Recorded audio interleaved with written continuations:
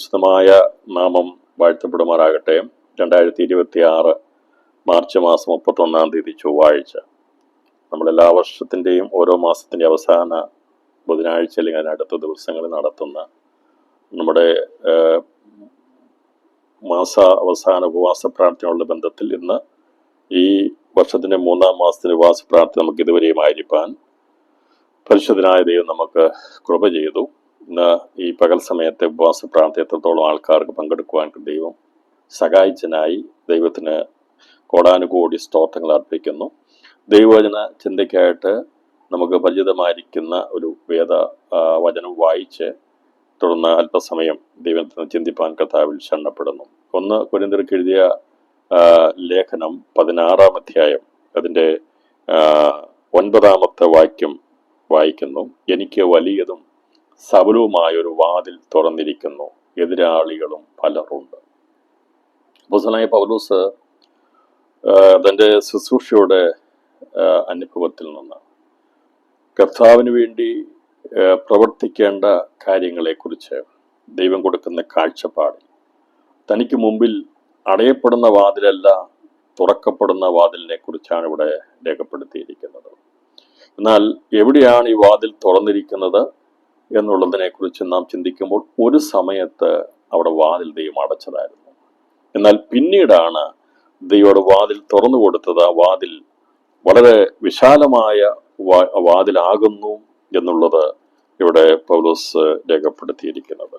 നമുക്കറിയാം, ഇതേക്കുറിച്ച് പറഞ്ഞിരിക്കുന്നത് എവിടെ ഏത് സ്ഥലത്തുള്ള വേലയുള്ള ബന്ധത്തിലാകുന്നു എന്ന് നോക്കുമ്പോൾ അത്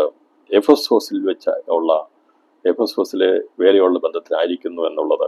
അതിൻ്റെ 16-ാം അധ്യായം അതിൻ്റെ 7 മുതലുള്ള വാക്യങ്ങൾ വായിക്കുമ്പോൾ നമുക്ക് കാണാൻ സാധിക്കുന്നുണ്ട്.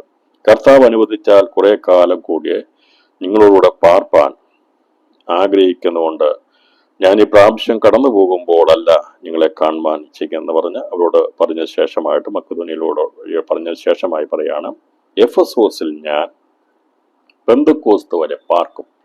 അപ്പോൾ എഫെസോസിലാണ് താൻ ആയിരിക്കുന്നത്. എന്ന് വരെ പാർക്കും? പെന്തക്കോസ്ത് വരെ പാർക്കും.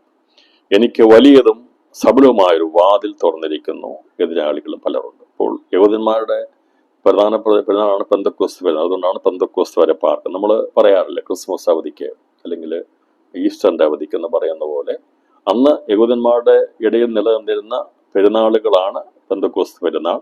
അപ്പോൾ ആ ഒരു കാലം പറഞ്ഞാൽ പെട്ടെന്ന് അവർക്ക് സമയം മനസ്സിലാകും. അതുകൊണ്ടാണ് ഇവിടെ പറയുന്നത്, എഫെസോസിൽ ഞാൻ പെന്തക്കോസ്ത് വരെ പാർക്കും. അപ്പോൾ ആ ദിവസം വരെ പാർക്കും. അതിനുശേഷമായി ഞാൻ മറ്റൊരു സ്ഥലത്തേക്ക് പോകും. എന്നാൽ ഇവിടെ പറയുകയാണ്, എന്തിനു വേണ്ടിയാണ് പാർക്കുന്നത്? എനിക്ക് വലിയതും സബലവുമായൊരു വാതിൽ തുറന്നിരിക്കുന്നു, എതിരാളികളും പലർ ഉണ്ട്. അപ്പോൾ ഈ സബലവും വലിയതുമായിരിക്കുന്ന വാതിൽ ദൈവം തുറന്നു കൊടുക്കുന്നതിന് മുമ്പായി ദൈവം ആ വാതിൽ അടച്ചതായിരുന്നു. എന്നാൽ ദൈവത്തിൻ്റെ സമയത്തെ ദൈവം വാതിൽ തുറക്കുകയുള്ളൂ. ദൈവം തുറക്കുന്ന വാതിൽ ഒരിക്കലും പരാജയപ്പെടുകയില്ല. അതുകൊണ്ടാണ് നാം എത്ര ധൃതി വെച്ചാലും നമുക്കൊരു വാതിൽ തുറക്കാൻ വേണ്ടി, ഒരു വഴി തുറക്കാൻ വേണ്ടി പ്രാർത്ഥിക്കുമ്പോൾ ദൈവം അത് തുറക്കാതിരിക്കുന്നതിൻ്റെ കാരണം അത് പരാജയപ്പെടാതിരിക്കാൻ വേണ്ടിയാണ് ദൈവം തുറക്കാതിരിക്കുന്നത്. അപ്പോൾ നമുക്ക് 16-ാം അധ്യായം അതിൻ്റെ 6-ാം വാക്യത്തിൽ അവർ ആസിയിൽ വചനം പ്രസംഗിക്കരുത് എന്ന് പരിശുദ്ധാത്മാവ് വിലക്കുകയാൽ ഫ്രോഗയിലും ഗലാത്യദേശത്തിലും കൂടി സഞ്ചരിച്ച് മ്യൂസിയിലെത്തി. അപ്പോൾ ദൈവം അവിടെ വിലക്കി. ആസിയിലെത്തിയപ്പോൾ അവർ വിചാരിച്ചെന്നാൽ ഇവിടെ അങ്ങ് തുടങ്ങാം. ചെറിയൊരു വഴി മുമ്പിൽ തുറന്നിട്ടുണ്ട്. പരസ്യം നടത്തുന്ന പോലെയാണ്. പരസ്യത്തിന് പ്രത്യേകിച്ച് സ്റ്റേജൊന്നുമില്ല. അപ്പോൾ ഇവര് യാത്ര ചെയ്ത് പോകുന്ന വഴിക്ക് എവിടെയെങ്കിലും ഒരു വഴി തുറന്നാൽ അവിടെ അങ്ങ് താമസിക്കാം, അവിടെ ദൈവശുശ്രൂഷ ചെയ്യാം എന്നുള്ള താല്പര്യത്തോടെ ആസിയിൽ തുടങ്ങിയപ്പോൾ ദൈവം പറഞ്ഞു, ഏഷ്യ നിങ്ങൾ ഉദ്ദേശിക്കുന്ന പോലെ അത്ര ചെറിയൊരു പ്രവർത്തന മേഖലയല്ല. അതുകൊണ്ട് ഏഷ്യയിലെ വേലയ്ക്ക് വേണ്ടി, ആസിയയിലെ വേലയ്ക്ക് വേണ്ടി, ഏഷ്യമയെന്നുള്ള ബന്ധത്തിലുള്ള വേലയ്ക്ക് വേണ്ടി ദൈവം പറഞ്ഞു, ഇപ്പോൾ ഇവിടെ തുടങ്ങണ്ട, അതിൻ്റെ സമയമാകുമ്പോൾ ഞാൻ നിങ്ങളെ കൊണ്ട് ചെയ്യിപ്പിക്കാം. അതിനു മുമ്പായുള്ള അടിത്തറ പണിയാൻ വേണ്ടി, അവരെ പരിചയപ്പെടുത്താൻ വേണ്ടി ദൈവം അവരെ പറഞ്ഞയച്ചു. എന്നാൽ ദൈവം അവരെ എത്തിക്കേണ്ട സമയത്ത് ആര് കൂടെ നിൽക്കുമോ, വിശ്വസ്തരായിട്ടുള്ളവരാര് കാണുമോ, അവരെ കൂട്ടി ദൈവം ആസിയിലേക്ക് കൊണ്ടുവന്നു. ഞാൻ പറഞ്ഞതിന്റെ മുഴുവൻ പശ്ചാത്തലം എടുത്ത് പഠിക്കാൻ ആഗ്രഹിക്കുന്നില്ല, ഇങ്ങനെ കടന്നുപോയി. പൗലോസ് ശുശ്രൂഷ ചെയ്തിട്ട് അവസാനം ഒരു കുടുംബത്തെ ദൈവം അവന്റെ ശുശ്രൂഷയുള്ള ബന്ധത്തിൽ ഏഷ്യയിൽ അഥവാ ആസിയിൽ, എഫെസോസിൽ ശുശ്രൂഷ ആരംഭിക്കാൻ വേണ്ടി ദൈവം ആദ്യം പൗലോസിന് കാണിച്ചു കൊടുത്തത് അക്വിലാസിനെയും പ്രിസ്കില്ലയും കുടുംബത്തെയാണ് കൊടുത്തത്. അപ്പോൾ അവരെ ദൈവം നേരത്തെ കണ്ടിരുന്നു. അപ്പോൾ ദൈവത്തിനറിയാം സബലവും വലിയതുമായിരിക്കുന്ന ഒരു വേല തുടങ്ങണമെങ്കിൽ അതിന് സപ്പോർട്ടീവായിരിക്കുന്നത് ആരൊക്കെയാണ്, ആരൊക്കെ ആയിരിക്കും അതിന് തുണ നിൽക്കുന്നത് എന്ന് കണ്ടുകൊണ്ട് അവരെ രംഗത്ത് കൊണ്ടുവരുന്നവരെയും ദൈവം അത് ചെയ്യുവാൻ സമ്മതിക്കുകയില്ല. അപ്പോൾ ദൈവം ചെയ്യുന്ന കാര്യങ്ങൾ അത് താമസമെന്ന് നമ്മൾ വിചാരിക്കും. നമ്മൾ ഓടിച്ചാടി ചെയ്താൽ കാര്യം നടക്കത്തില്ല. ഇന്ന് ഉപവാസ പ്രാർത്ഥനയിൽ നമ്മൾ പലതും ആഗ്രഹിക്കുമ്പോൾ ദൈവം ആ വഴി അങ്ങ് അടയ്ക്കും. നമ്മൾ വിചാരിക്കും, ചില വിഷയങ്ങൾക്ക് നമ്മൾ വിചാരിക്കും അതേപോലെ തന്നെ ആ പ്രാർത്ഥനയ്ക്ക് മറുപടി കിട്ടാൻ പോവുകയാണെന്ന് പറയുമ്പോൾ, പക്ഷേ ദൈവത്തിനറിയാം അതല്ല യഥാർത്ഥ വഴി. അതുകൊണ്ട് ദൈവം തന്നെ ആ വഴി അടച്ചു. എഫെസോസിൽ ഇവര് ആസിയിൽ വചനം സൂക്ഷിക്കാൻ വേണ്ടി അവർ തുടങ്ങിയപ്പോൾ ദൈവം പറഞ്ഞു വേണ്ട. അവിടെ പരിശുദ്ധാത്മാവ് പറഞ്ഞു, ഇവിടെ വിലക്കിട്ട് പറഞ്ഞു, നിങ്ങള് മറ്റു സ്ഥലത്തേക്ക് പോകാൻ പറഞ്ഞിട്ട് മക്കതന്യ സ്ഥലങ്ങളിലേക്ക് വരെ പറഞ്ഞു വിട്ടു. എന്നാൽ കൊരിന്തിൽ വന്ന ശേഷമായി പൗലോസിന്റെ ജീവിതത്തിൽ ദൈവം ഒരു കുടുംബത്തെ കൊടുക്കുവാനിടയായി തന്നു. അതേക്കുറിച്ച് നമുക്കറിയാമെങ്കിലും ഞാൻ അതിലേക്ക് കൊള്ളാകാൻ പോകാൻ ആഗ്രഹിക്കും. 18-ാം അധ്യായത്തിലാണ് പറയുക, അപ്പോസ്തലർ 18-ാം അധ്യായത്തെ പറയുന്നത്. അനന്തരം അവൻ അഥേന വിട്ട് കൊരിന്തിൽ ചെന്നു. യഹൂദന്മാർ എല്ലാവരും റോമാ നഗരം വിട്ടുപോകണമെന്ന് ക്ലൗദോസ് കൽപ്പിച്ചത് കൊണ്ട് ഇറ്റാലിയിൽ നിന്ന് ആ ഇടയ്ക്ക് വന്നവനായി പന്തൂസ്കാരൻ അക്വിലാസ് എന്ന പേരുള്ള ഒരു യഹൂദനെയും അവന്റെ ഭാര്യ പ്രിസ്കില്ലയെയും കണ്ട് അവിടെ അടുക്കൽ ചെന്നു. ഇപ്പൊ ചില നിയമങ്ങളൊക്കെ കൊണ്ടുവരുന്നത് ചിലരെ അവിടുന്ന് പറിച്ചു മാറ്റാൻ വേണ്ടിയാണ്. ഇപ്പൊ ഈ ഇറ്റലിയിൽ നിന്ന് അവിടുന്ന് ഈ കുടുംബത്തെ ദൈവം കണ്ടു. അവര് ആസിയയിലെ പ്രവർത്തനത്തിന്, എഫെസോസിലെ പ്രവർത്തനത്തിന് ഉപകാരപ്രദമാണെന്ന് പരിശുദ്ധാത്മാവ് കണ്ടപ്പോൾ അവിടെ ഒരു നിയമം കൊണ്ടിരിക്കുകയാണ്. നിയമം എന്താ കൊണ്ടെന്നറിയാമോ? ആസ്യക്കാരെല്ലാവരും എന്ന് പറഞ്ഞാൽ ഇവിടെ പറഞ്ഞിരിക്കുന്നത് യഹൂദന്മാർ എല്ലാവരും റോമാ നഗരം വിട്ടുപോകണമെന്ന് ക്ലൗദോസ് കൽപ്പിച്ചു. കൽപ്പന ഉണ്ടായി ഈ റോമാ നഗരം വിട്ടുപോകണമെന്നുള്ളത്. നമുക്കൊക്കെ വിഷമമുണ്ടാകും. ചിലയിടത്തെ വഴി അടഞ്ഞ് ചിലയിടത്തു നിന്ന് പോകാൻ പറയുമ്പോൾ എന്തല്ലേ ഒരു നിയമം വന്നിരിക്കുക, വളരെ വിഷമം തോന്നും. ഇവര് വിചാരിച്ച് അവിടെ താമസിച്ചു യഹൂദനായിരിക്കുന്ന അക്വിലാസും പ്രിസ്കില്ലയും പന്തൂസ്കാരനായ അവൻ അവരോട് താമസിക്കുക. കുഴപ്പമൊന്നും കൂടാതെ താമസിക്കുമ്പോൾ പെട്ടെന്നാണ് അവിടുത്തെ ഒരു ചക്രവർത്തി ദേശാധിപതി തീരുമാനം അറിയിക്കുന്നത്, ഈ റോമക്കാർ യഹൂദന്മാർ എല്ലാവരും റോമ നഗരം വിട്ടുപോകണമെന്ന് ക്ലൗദോസ് കൽപ്പിച്ചത് കൊണ്ട് പിന്നെ അവിടെ നിൽക്കാൻ പറ്റത്തില്ല. ഇപ്പൊ ദൈവം പറയുക, മോനെ നീ ഇന്ന വേലയ്ക്ക് വേണ്ടി പോകണമെന്ന് പറഞ്ഞാൽ നമ്മൾ പോകത്തില്ല. ഇറങ്ങത്തില്ല. ദൈവം പറഞ്ഞാൽ അനുസരിക്കത്തില്ല എന്ന് പറഞ്ഞാൽ പെട്ടെന്ന് ആരും അതിന് ചെവി കൊടുക്കത്തില്ല. എന്നാൽ ഒരു നിയമം വരുമ്പോൾ ഇവര് വിശ്വാസമൊന്നുമായിട്ടില്ല. പക്ഷെ ഞാൻ പറഞ്ഞത്, ഒരു രാജ്യത്ത് ഒരു നിയമം കൊണ്ടുവരുമ്പോൾ അതിൻ്റെ പിറകിൽ ഒരുപക്ഷെ നാം വിചാരിക്കും അത് വിഷമകരമാണ്, ബുദ്ധിമുട്ടാണെന്ന് വിചാരിക്കുമ്പോൾ ഭാരപ്പെടരുത്. ദൈവം അത് ചില നന്മ കണ്ടുകൊണ്ടാണ് ചില നിയമങ്ങളെ ദൈവം ആ രാജ്യത്ത് കൊണ്ടുവരുന്നത്. ക്ലൗദോസ് അങ്ങനെ ഒരു കൽപ്പന കൊണ്ടുവരുന്നില്ല എങ്കിൽ ഒരിക്കലും ഇറ്റലിയിൽ നിന്ന് ഈ പറയുന്ന അക്വിലാസും പ്രിസ്കില്ലയും കൊരിന്തിൽ വരികയില്ലായിരുന്നു. അപ്പോൾ കൊരിന്തിൽ അവർ വരണമെങ്കിൽ ആസിയിലെ വേല ഇവരെ കൊണ്ട് ദൈവാത്മാവ് പൗലോസിനാൽ ആരംഭിച്ചെടുക്കണമെങ്കിൽ വിശ്വസ്തരായിരിക്കുന്ന ഇവരെ ദൈവം പറിച്ചെടുക്കുവാൻ പ്ലാൻ ചെയ്യുവാൻ ഇടയാക്കും. നിങ്ങൾക്കറിയാമോ, ഈ യഹൂദന്മാരെ ദൈവം ലോകത്തിൽ ചിതറിച്ചെന്തിനാൻ വേണ്ടിയെന്നറിയാമോ? അത് സുവിശേഷം അവരിലൂടെ അറിയിക്കാൻ വേണ്ടിയാ. നമുക്കറിയാം, ദൈവസഭ ഈ ചിതറപ്പെട്ടവരായി അവിടെ ഇവിടങ്ങളായി തുടങ്ങാൻ കാരണമായിട്ടൊന്ന് എവിടെയെല്ലാം യഹൂദന്മാരെ ചിതറിച്ചുവോ അവിടെയെല്ലാം ഇടയിലേക്ക് ആ ബന്ധം പറഞ്ഞുകൊണ്ടാണ് പൗലോസ് എന്ന് അവരെ കേന്ദ്രീകരിച്ചാണ്, തടസ്സങ്ങൾ ഉണ്ടായിട്ടുണ്ടെങ്കിലും അവരെ കേന്ദ്രീകരിച്ചാണ് ദൈവസഭകൾ ജാതികളോടുള്ള ബന്ധത്തിൽ അവിടെ ഉളവാകാനിടയത്. അപ്പോൾ ദൈവം ഒരു കൂട്ടരെ ചിതറിക്കുന്നതിന് കാരണമുണ്ട്. അപ്പൊ അവരെ അയക്കുന്നതിന്റെ ഉദ്ദേശമുണ്ട്. അപ്പൊ രക്ഷ യഹൂദന്മാരുടെ ഇടയിൽ നിന്നല്ലോ പുറപ്പെട്ടെന്ന് പറയുമ്പോൾ യേശു ക്രിസ്തു യഹൂദന്മാരുടെ ഇടയിൽ നിന്നാണ്, യഹൂദനായിട്ടാണ് ജനിച്ചത്. നമുക്ക് സഭാചരിത്രം പഠിക്കുകയാണെങ്കിൽ യഹൂദന്മാർ പോയ സ്ഥലങ്ങളെ ലൊക്കേറ്റ് ചെയ്തുകൊണ്ടാണ് അവിടെ ഇവിടങ്ങളിൽ ജാതീയ രാജ്യങ്ങളിൽ ദൈവത്തിന്റെ വേല സ്ഥാപിതമായിട്ട് കാണുമായിട്ടുള്ളത്. അപ്പോൾ അങ്ങനെ ഈ ഇറ്റലിയിൽ നിന്ന് അക്വിലാസ് പ്രിസ്കില്ല കുടുംബത്തെ പറിച്ചെടുത്ത് അവരെ ഇവിടേക്ക് അയക്കുമ്പോൾ ദൈവത്തിന് അവരെക്കുറിച്ച് ഉദ്ദേശമുണ്ടായിരുന്നു. ദൈവത്തിന് അവരെക്കുറിച്ച് പദ്ധതി ഉണ്ടായിരുന്നു. കൂടാരപ്പണിക്കാരായിരുന്നു ഇവരെ. ഈ പറയുന്ന വേല ചെയ്യുന്നവരായി, ടെന്റ് മേക്കേഴ്സ് ആയിട്ട് ഇവര് കൊരിന്തിൽ താമസിക്കുമ്പോൾ അവിടെ പൗലോസ് എത്തുകയും അവരോട് ചേരുകയും അങ്ങനെ ഒരുമിച്ച് പണി ചെയ്ത ശേഷമായി അവര് ദൈവകൃപയിലേക്ക് വരുവാനിടയായിത്തീർന്നു. അവർ പിന്നീട് കർത്താവിന്റെ വേലക്കാരായി മാറി എന്നാണ് എഫെസോസിലെ സഭയുടെ ചരിത്രം പഠിക്കുമ്പോൾ നമുക്ക് കാണാൻ സാധിക്കുന്നത്.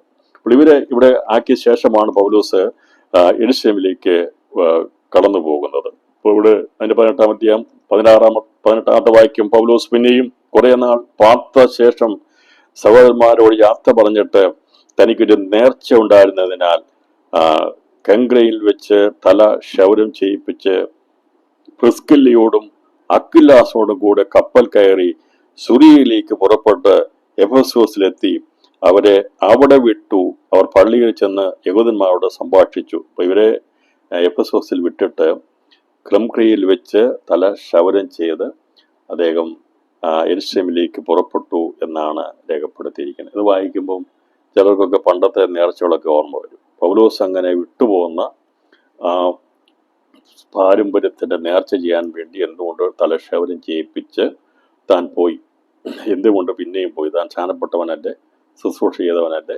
അപ്പൊ അങ്ങനെ പൗലോസിന് വിട്ടുപോകുന്ന പാരമ്പര്യത്തിന്റെ ശുശ്രൂഷ എന്തുകൊണ്ട് ചെയ്തു, അവൻ എന്തുകൊണ്ട് ഈ നേർച്ചയൊക്കെ നടത്താൻ വേണ്ടി പോയി എന്നുള്ളത് ഒരുപക്ഷെ പലരും ചിന്തിച്ചിട്ടുണ്ടായിരിക്കും. അപ്പൊ അതുകൊണ്ട് വിട്ടുപോകുന്ന പാരമ്പര്യത്തിന്റെ നന്മയുണ്ടെങ്കിൽ അത് ചെയ്യുന്നതിന് തെറ്റില്ല എന്നാരെങ്കിലും വിചാരിക്കുന്നുണ്ടെങ്കിൽ ആരും ചെയ്യരുത് കേട്ടോ. ഇവിടെ പൗലോസ് ചെയ്യാൻ കാരണം ഈ ന്യായപ്രമാണം എന്നുള്ളത് ദൈവം കൊടുത്ത പ്രമാണമാണ്, ദൈവത്തിന്റെ പ്രമാണമാണ്. അപ്പൊ ആ പ്രമാണത്തില് അതിന്റെ പൂർത്തീകരണത്തിലേക്ക് യേശുക്രിസ്തു വന്നപ്പോൾ അത് നിവൃത്തീകരിക്കപ്പെട്ടതുകൊണ്ടാണ് അതിന് പ്രയോജനമില്ലാതായി തീർന്നത്. അല്ലെങ്കിൽ ഈ പെന്തക്കോസ്ത് പെരുന്നാളോ മറ്റുള്ള പെസഹ പെരുന്നാള് മറ്റുള്ള കാര്യങ്ങളിനൊക്കെ പ്രാധാന്യതയുള്ളതായിരുന്നു. എന്നാൽ യേശുക്രിസ്തു വരുന്നവരെ ഉണ്ടായിരുന്നുള്ളൂ കൃപാസനവും ഈ തിരശ്ശീലയിട്ട് വേർതിരിച്ച ഭാഗങ്ങളൊക്കെ ദൈവത്തിന്റെ ആലയത്തിൽ ഉണ്ടായിരുന്നത്.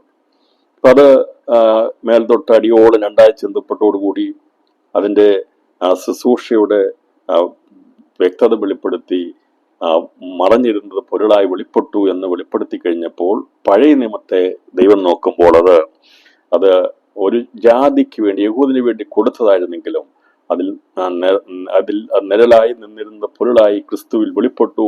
അവരിന്നും അത് നിഴലായി ചെയ്യുമ്പോൾ ദൈവം കൊടുത്തതായതുകൊണ്ട് അത് ഒരാൾ ചെയ്താൽ കുഴപ്പമില്ല. പക്ഷേ നമ്മളൊന്നും വിട്ടുപോകുന്ന പശ്ചാത്തലമൊന്നും ദൈവം കൊടുത്ത ഇതല്ല.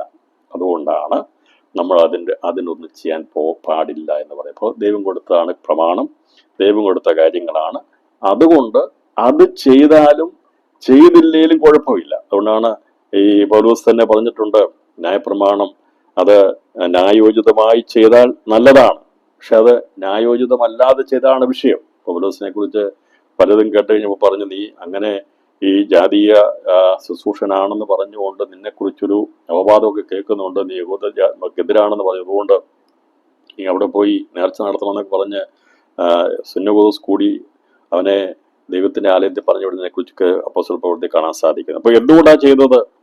അതൊരു മാന്യമായിരിക്കുന്ന കാര്യമല്ലെങ്കിൽ പൗലോസ് ചെയ്യത്തില്ല. കാരണം പഴയ നിയമത്തിൽ രേഖപ്പെടുത്തിയ കാര്യമാണ്. എൻ്റെ ഉദാഹരണം പറഞ്ഞാല്, ഇപ്പൊ നമ്മുടെ ഇവിടുന്ന് 1000 രൂപ നോട്ട് പിൻവലിച്ചാൽ ഒരു 1000 രൂപയുടെ നോട്ട് ഞാൻ വെച്ചുകൊണ്ടിരിക്കുന്നതുകൊണ്ട് എന്നെ ആരും ഒന്നും ചെയ്യത്തില്ല.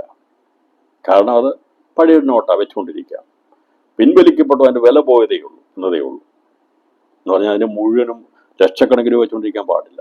ഇപ്പോൾ ഒരു 500 രൂപ നോട്ട് പിൻവലിച്ചു അല്ലെങ്കിൽ 1000 രൂപ നോട്ട് പിൻവലിച്ചു നമുക്കൊരു നോട്ട് വെച്ചുകൊണ്ടിരിക്കാം എന്ന് പറഞ്ഞതുപോലെ പഴയ നിയമത്തിന്റെ പ്രമാണങ്ങൾ ഒക്കെയും അത് പൊരുളായി തീർന്നപ്പോൾ അതിൻ്റെ ഒരു കാര്യം നമ്മുടെ ഒന്ന് ചെയ്യുന്നതുകൊണ്ട് തെറ്റില്ല. എന്നതുകൊണ്ട് ഈ ഞാനും നിങ്ങളും വിട്ടുപോന്നിരിക്കുന്ന ഏതെങ്കിലും പശ്ചാത്തലത്തിലുള്ള കാര്യങ്ങൾ നമ്മൾ ചെയ്യാൻ പാടില്ല.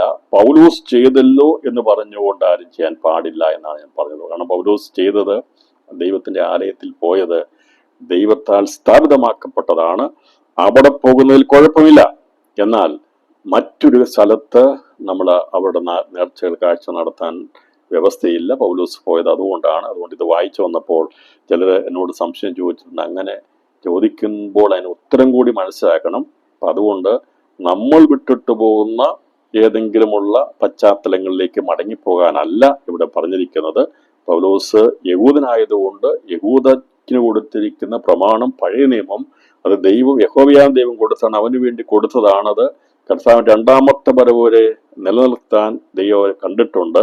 എന്നാൽ അതിന്റെ യഥാർത്ഥമായ പൊരുൾ മനസ്സിലാക്കിയവരാണ് ദൈവത്തിന്റെ കൃപയാൽ സഭയാം ക്രിസ്തുവിനെ അനുഗമിക്കുന്നത് എന്നുള്ളതാണ് വ്യത്യാസം. അതുകൊണ്ട് അവിടെ ഒന്ന് പോകുന്നതുകൊണ്ടോ അതിലൊന്ന് കയറുന്നതുകൊണ്ടോ അവിടെ ഒരു നേർച്ച കഴിച്ചുകൊണ്ടോ ഒന്നും പൗലോസ് തെറ്റല്ല ചെയ്തത്. അത് ദൈവത്താൽ ആയതുകൊണ്ടാണ്. പക്ഷെ അതുകൊണ്ടുള്ള പ്രയോജനങ്ങൾ ഇല്ല. എങ്കിലും ചിലരെ പ്രീതിപ്പെടുത്താൻ വേണ്ടി ചിലത് ചെയ്യേണ്ടിയിരുന്നു. അതുകൊണ്ടാണ് അങ്ങനെ ചെയ്തത് എന്നുള്ളത് മനസ്സിലാക്കുക. പക്ഷെ നമ്മൾ മറ്റാരെയും പ്രീതിപ്പെടുത്താൻ വേണ്ടി വിട്ടുപോകുന്നതിനെ അന്വേഷിക്കരുത് എന്നും പ്രത്യേകം ഓർപ്പിക്കുന്നു. ഈ വിഷയം ഞാനിവിടെ ഇത് ഇത്രയും ഓർപ്പിക്കുന്നത് പിന്നീട് സംശയം ഉണ്ടാകാതിരിക്കാൻ വേണ്ടിയാണ്. പൗലോസ് പോയില്ലേ, അതുകൊണ്ട് ഞാനും പോകും, എനിക്കും കയറാം, എനിക്കും പോകാം എന്നുള്ള രീതിയിൽ പോകരുത്. അത് മറയാക്കരുത്. എന്നാൽ ഇവിടെ ഇതിന്റെ സന്ദർഭം ഇതാണ്. ഇപ്പം ദൈവം വെച്ച് എനിക്ക് യെരൂശലേമിൽ പോകാൻ സൗകര്യം കിട്ടിയാൽ അവിടെ എവിടെയെല്ലാം ഞാൻ പോകും. കാരണം കൊച്ചിയിലെ സിനഗോഗോ ഒക്കെ നമ്മൾ ചെല്ലുമ്പോൾ അവിടെ കയറുന്ന. പക്ഷെ ഞാൻ പറഞ്ഞത് ദൈവം തന്നിരിക്കുന്ന പഴയ നിയമത്തിന്റെ വ്യവസ്ഥ എന്നുള്ള ദൈവികമാണ്. അതുകൊണ്ട് അത് ചെയ്താലും ചെയ്തില്ലെങ്കിലും പ്രയോജനമില്ല.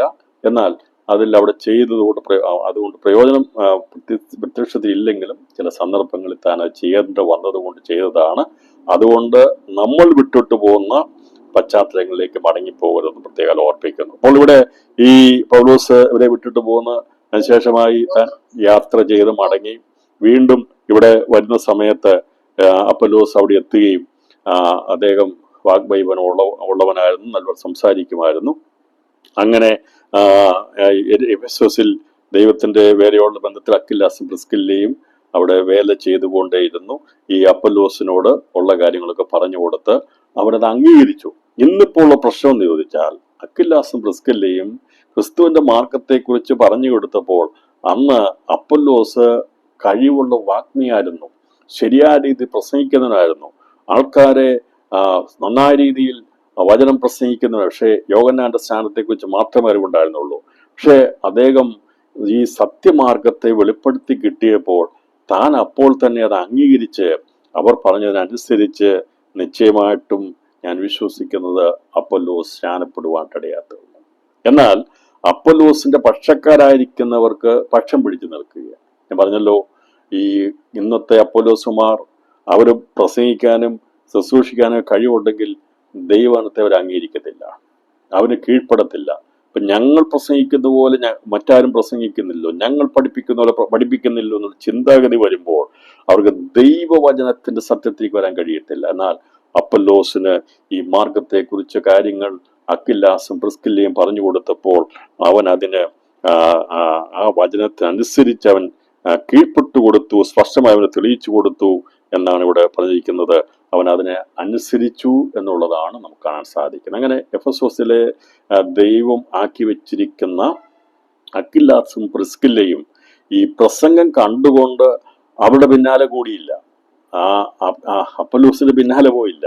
അപ്പൊല്ലോസിനെ വിളിച്ചിട്ട് അവന്റെ തീക്ഷ്ണതയെ കണ്ടു കഴിഞ്ഞപ്പോഴത്തേന് അവനോട് പറഞ്ഞ്, ഇന്നൊരു കുറവ് നിനക്കുണ്ട്, നീ പഠിപ്പിക്കുന്നത് മാനസാന്തര സ്നാനമാണ്, അത് യോഹന്നാൻ പഠിപ്പിച്ച സ്നാനമാണ്, അതിന് ഇപ്പോൾ നിലനിൽപ്പില്ല.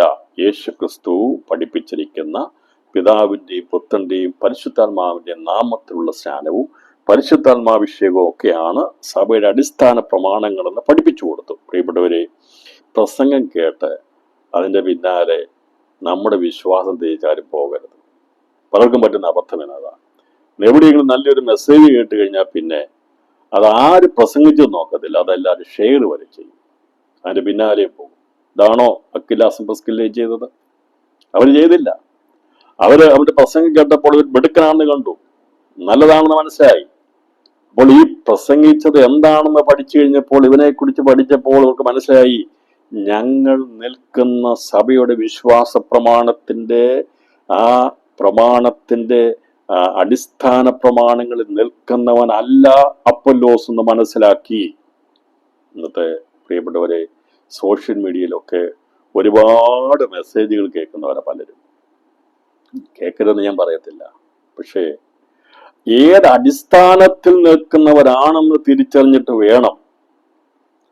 നിങ്ങളൊന്ന് പറഞ്ഞു നോക്ക്, വലിയ പ്രസംഗിക്കുന്ന ആൾക്കാർ വല്ലതും പ്രസംഗിക്കുന്നുണ്ടല്ലോ, നിങ്ങളൊന്ന് പറഞ്ഞു നോക്ക്, എൻ്റെ പൊന്ന് ദേവദാസ, അല്ലെങ്കിൽ അങ്ങനെ പറയാൻ പറ്റത്തില്ല, പ്രസംഗങ്ങളോട് പറയുക, നിങ്ങൾ സ്നാനപ്പെട്ടിട്ടില്ല, വിശ്വാസാനം കൈക്കൊണ്ടിട്ടില്ല, വിശ്വാസാനം ഏൽക്കണമെന്ന് പറയുമ്പോൾ അവർ തിരിച്ചു പറയുന്ന അറിയാണ്ടാവുന്നുള്ളത്.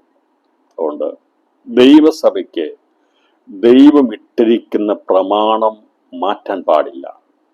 നന്നായി പാടുന്നവർ കാണും, നന്നായി പ്രസംഗിക്കുന്നവർ കാണും, പക്ഷേ നാം എപ്പോഴും അവർ ചെയ്തോട്ടെ. അവരെ കയ്യിൽ കിട്ടിയാൽ, അവരോട് സംസാരിക്കാൻ ഇടപെട്ടാൽ, അവരുടെ കുറവിനെ പറഞ്ഞുകൊടുത്ത് സഭയുടെ അടിസ്ഥാന പ്രമാണങ്ങളെ അറിയിക്കേണ്ട ചുമതല അക്കിലാസ് പ്രിസ്കില്ല. അക്കിലാസ് ഇതുപോലെ പ്രസംഗിക്കത്തില്ല, പ്രിസ്കില്ല അതുപോലെ പാഠത്തിലായിരിക്കില്ല, പ്രസംഗത്തിലായിരിക്കും അപ്പൊല്ലോസിനെ പോലെ. പക്ഷേ ഇവിടെ ഉള്ളിൽ പൗലോസ് പഠിപ്പിച്ച ഒരു സഭയുടെ പ്രമാണമുണ്ടായിരുന്നു. അടിസ്ഥാന ഉപദേശങ്ങളെ കുറിച്ച് നന്നായി അടിസ്ഥാനമിട്ടാണ് പൗലോസ് സഭ പഠിപ്പിച്ചത്, സഭയെ പണിതുകൊണ്ടുവന്നത്. അടിസ്ഥാനങ്ങൾ മറിഞ്ഞു പോയാൽ നീതിമാൻ എന്ത് ചെയ്യുമെന്ന് ചോദിച്ചത്. ഈ ദിവസങ്ങളിൽ അടിസ്ഥാനങ്ങളെ മറിച്ച് കളയുക ചെയ്യുന്നത്. ദൈവസഭയുടെ അടിസ്ഥാനങ്ങളെ മറിച്ച് കളയരുത്. ആളെ കൂട്ടിയെന്നുള്ള കൊണ്ടുണ്ടോ, 10,000 വന്നത് കണ്ടുകൊണ്ടോ, അതെല്ലാം അടിസ്ഥാനത്തിലല്ല എങ്കിൽ നാം ഒരിക്കലും അതിനോട് ചേർന്ന് നിൽക്കാൻ പാടില്ല. ഇപ്പൊ ഇവിടെ അക്കിലാസും പ്രിസ്കില്ലയും ചെയ്തത്, ഇവന് വലിയ വാഗ്മിയാണ്, നന്നായ രീതിയിൽ മണിക്കൂറുകളോളം സംസാരിക്കുന്നതാണ് അപ്പൊല്ലോസ്. താൻ വാക്ചാതുര്യമുള്ളവനാണ്, പാണ്ഡിത്യമുള്ളവനാണ്. പക്ഷെ ഇവന് വന്ന കുറവ് എന്താണെന്ന് മനസ്സിലാക്കിയിട്ട് അത് അവനോട് സ്നേഹത്തിൽ പറഞ്ഞുകൊടുത്ത് അവനെ യഥാർത്ഥമായ ഒരു വിശ്വാസിയാക്കി മാറ്റിയെടുത്ത് പിന്നീട് ദൈവസഭയ്ക്ക് പ്രയോജനകരമാക്കി മാറ്റിയെടുക്കുവാൻ ഈ കുടുംബത്തിന് സാധിച്ചു എന്നുള്ളത് വലിയൊരു കാര്യം തന്നെയാണ്. അപ്പോൾ പൗലോസിന്റെ ശിഷ്യത്വം ഏറ്റെടുത്തുകൊണ്ട് ഒരു നല്ലൊരു ഒരു ശിഷ്യനെ വാർത്തെടുക്കാൻ ഇവർക്ക് കഴിഞ്ഞു. അങ്ങനെ അനേകരെ വാർത്തെടുക്കാൻ കഴിഞ്ഞു. അതുകൊണ്ട് പ്രിയപ്പെട്ടവരെ, ദൈവവചനത്തിന്റെ സത്യവും ഉപദേശവും നമ്മൾ വിട്ടുകളയുവാൻ പാടില്ല. ആ വചനത്തിന്റെ അടിസ്ഥാനത്തിൽ വേണം നമ്മൾ മറ്റുള്ളവരോട് കാര്യങ്ങളെ പറഞ്ഞു കൊടുത്തവരെ സത്യത്തിലേക്ക് വഴി നടത്തേണ്ടതെന്ന് പ്രത്യേകം ഓർപ്പിക്കുന്നു. പിന്നീട് 10-ാം അധ്യായത്തിലേക്ക് വരുമ്പോൾ എഫെസോസിലെത്തി ചില ശിഷ്യന്മാരെ കണ്ടു. നിങ്ങൾ വിശ്വസിച്ചിട്ട് പരിസ്ഥാനമാനെ പ്രാപിച്ചു എന്നൊക്കെ ചോദിച്ചപ്പോൾ അവർ പറഞ്ഞു, ഞങ്ങൾ കേട്ടിട്ട് പോലുമില്ല എന്ന് പറഞ്ഞു. അപ്പൊ ചോദിച്ചു, നിങ്ങൾ ഏറ്റവും സ്നാനം ഏതാന്ന് ചോദിച്ചപ്പോൾ പറഞ്ഞു, പൗലോസ് പഠിപ്പിച്ച മാനസാന്തര സ്നാനമാണ്. എന്നാൽ അതുകൊണ്ടാണ് കർത്താവ് പറഞ്ഞത്, പിതാവിൻ്റെയും പുത്രന്റെയും പരിശുദ്ധാത്മാവിന്റെയും നാമത്തിൽ സ്നാനം കഴിപ്പിക്കാൻ പറഞ്ഞു. അപ്പൊ അങ്ങനെ സ്നാനപ്പെടുത്തിയിരുന്നെങ്കിൽ ഇവ കേൾക്കത്തില്ലായിരുന്നു.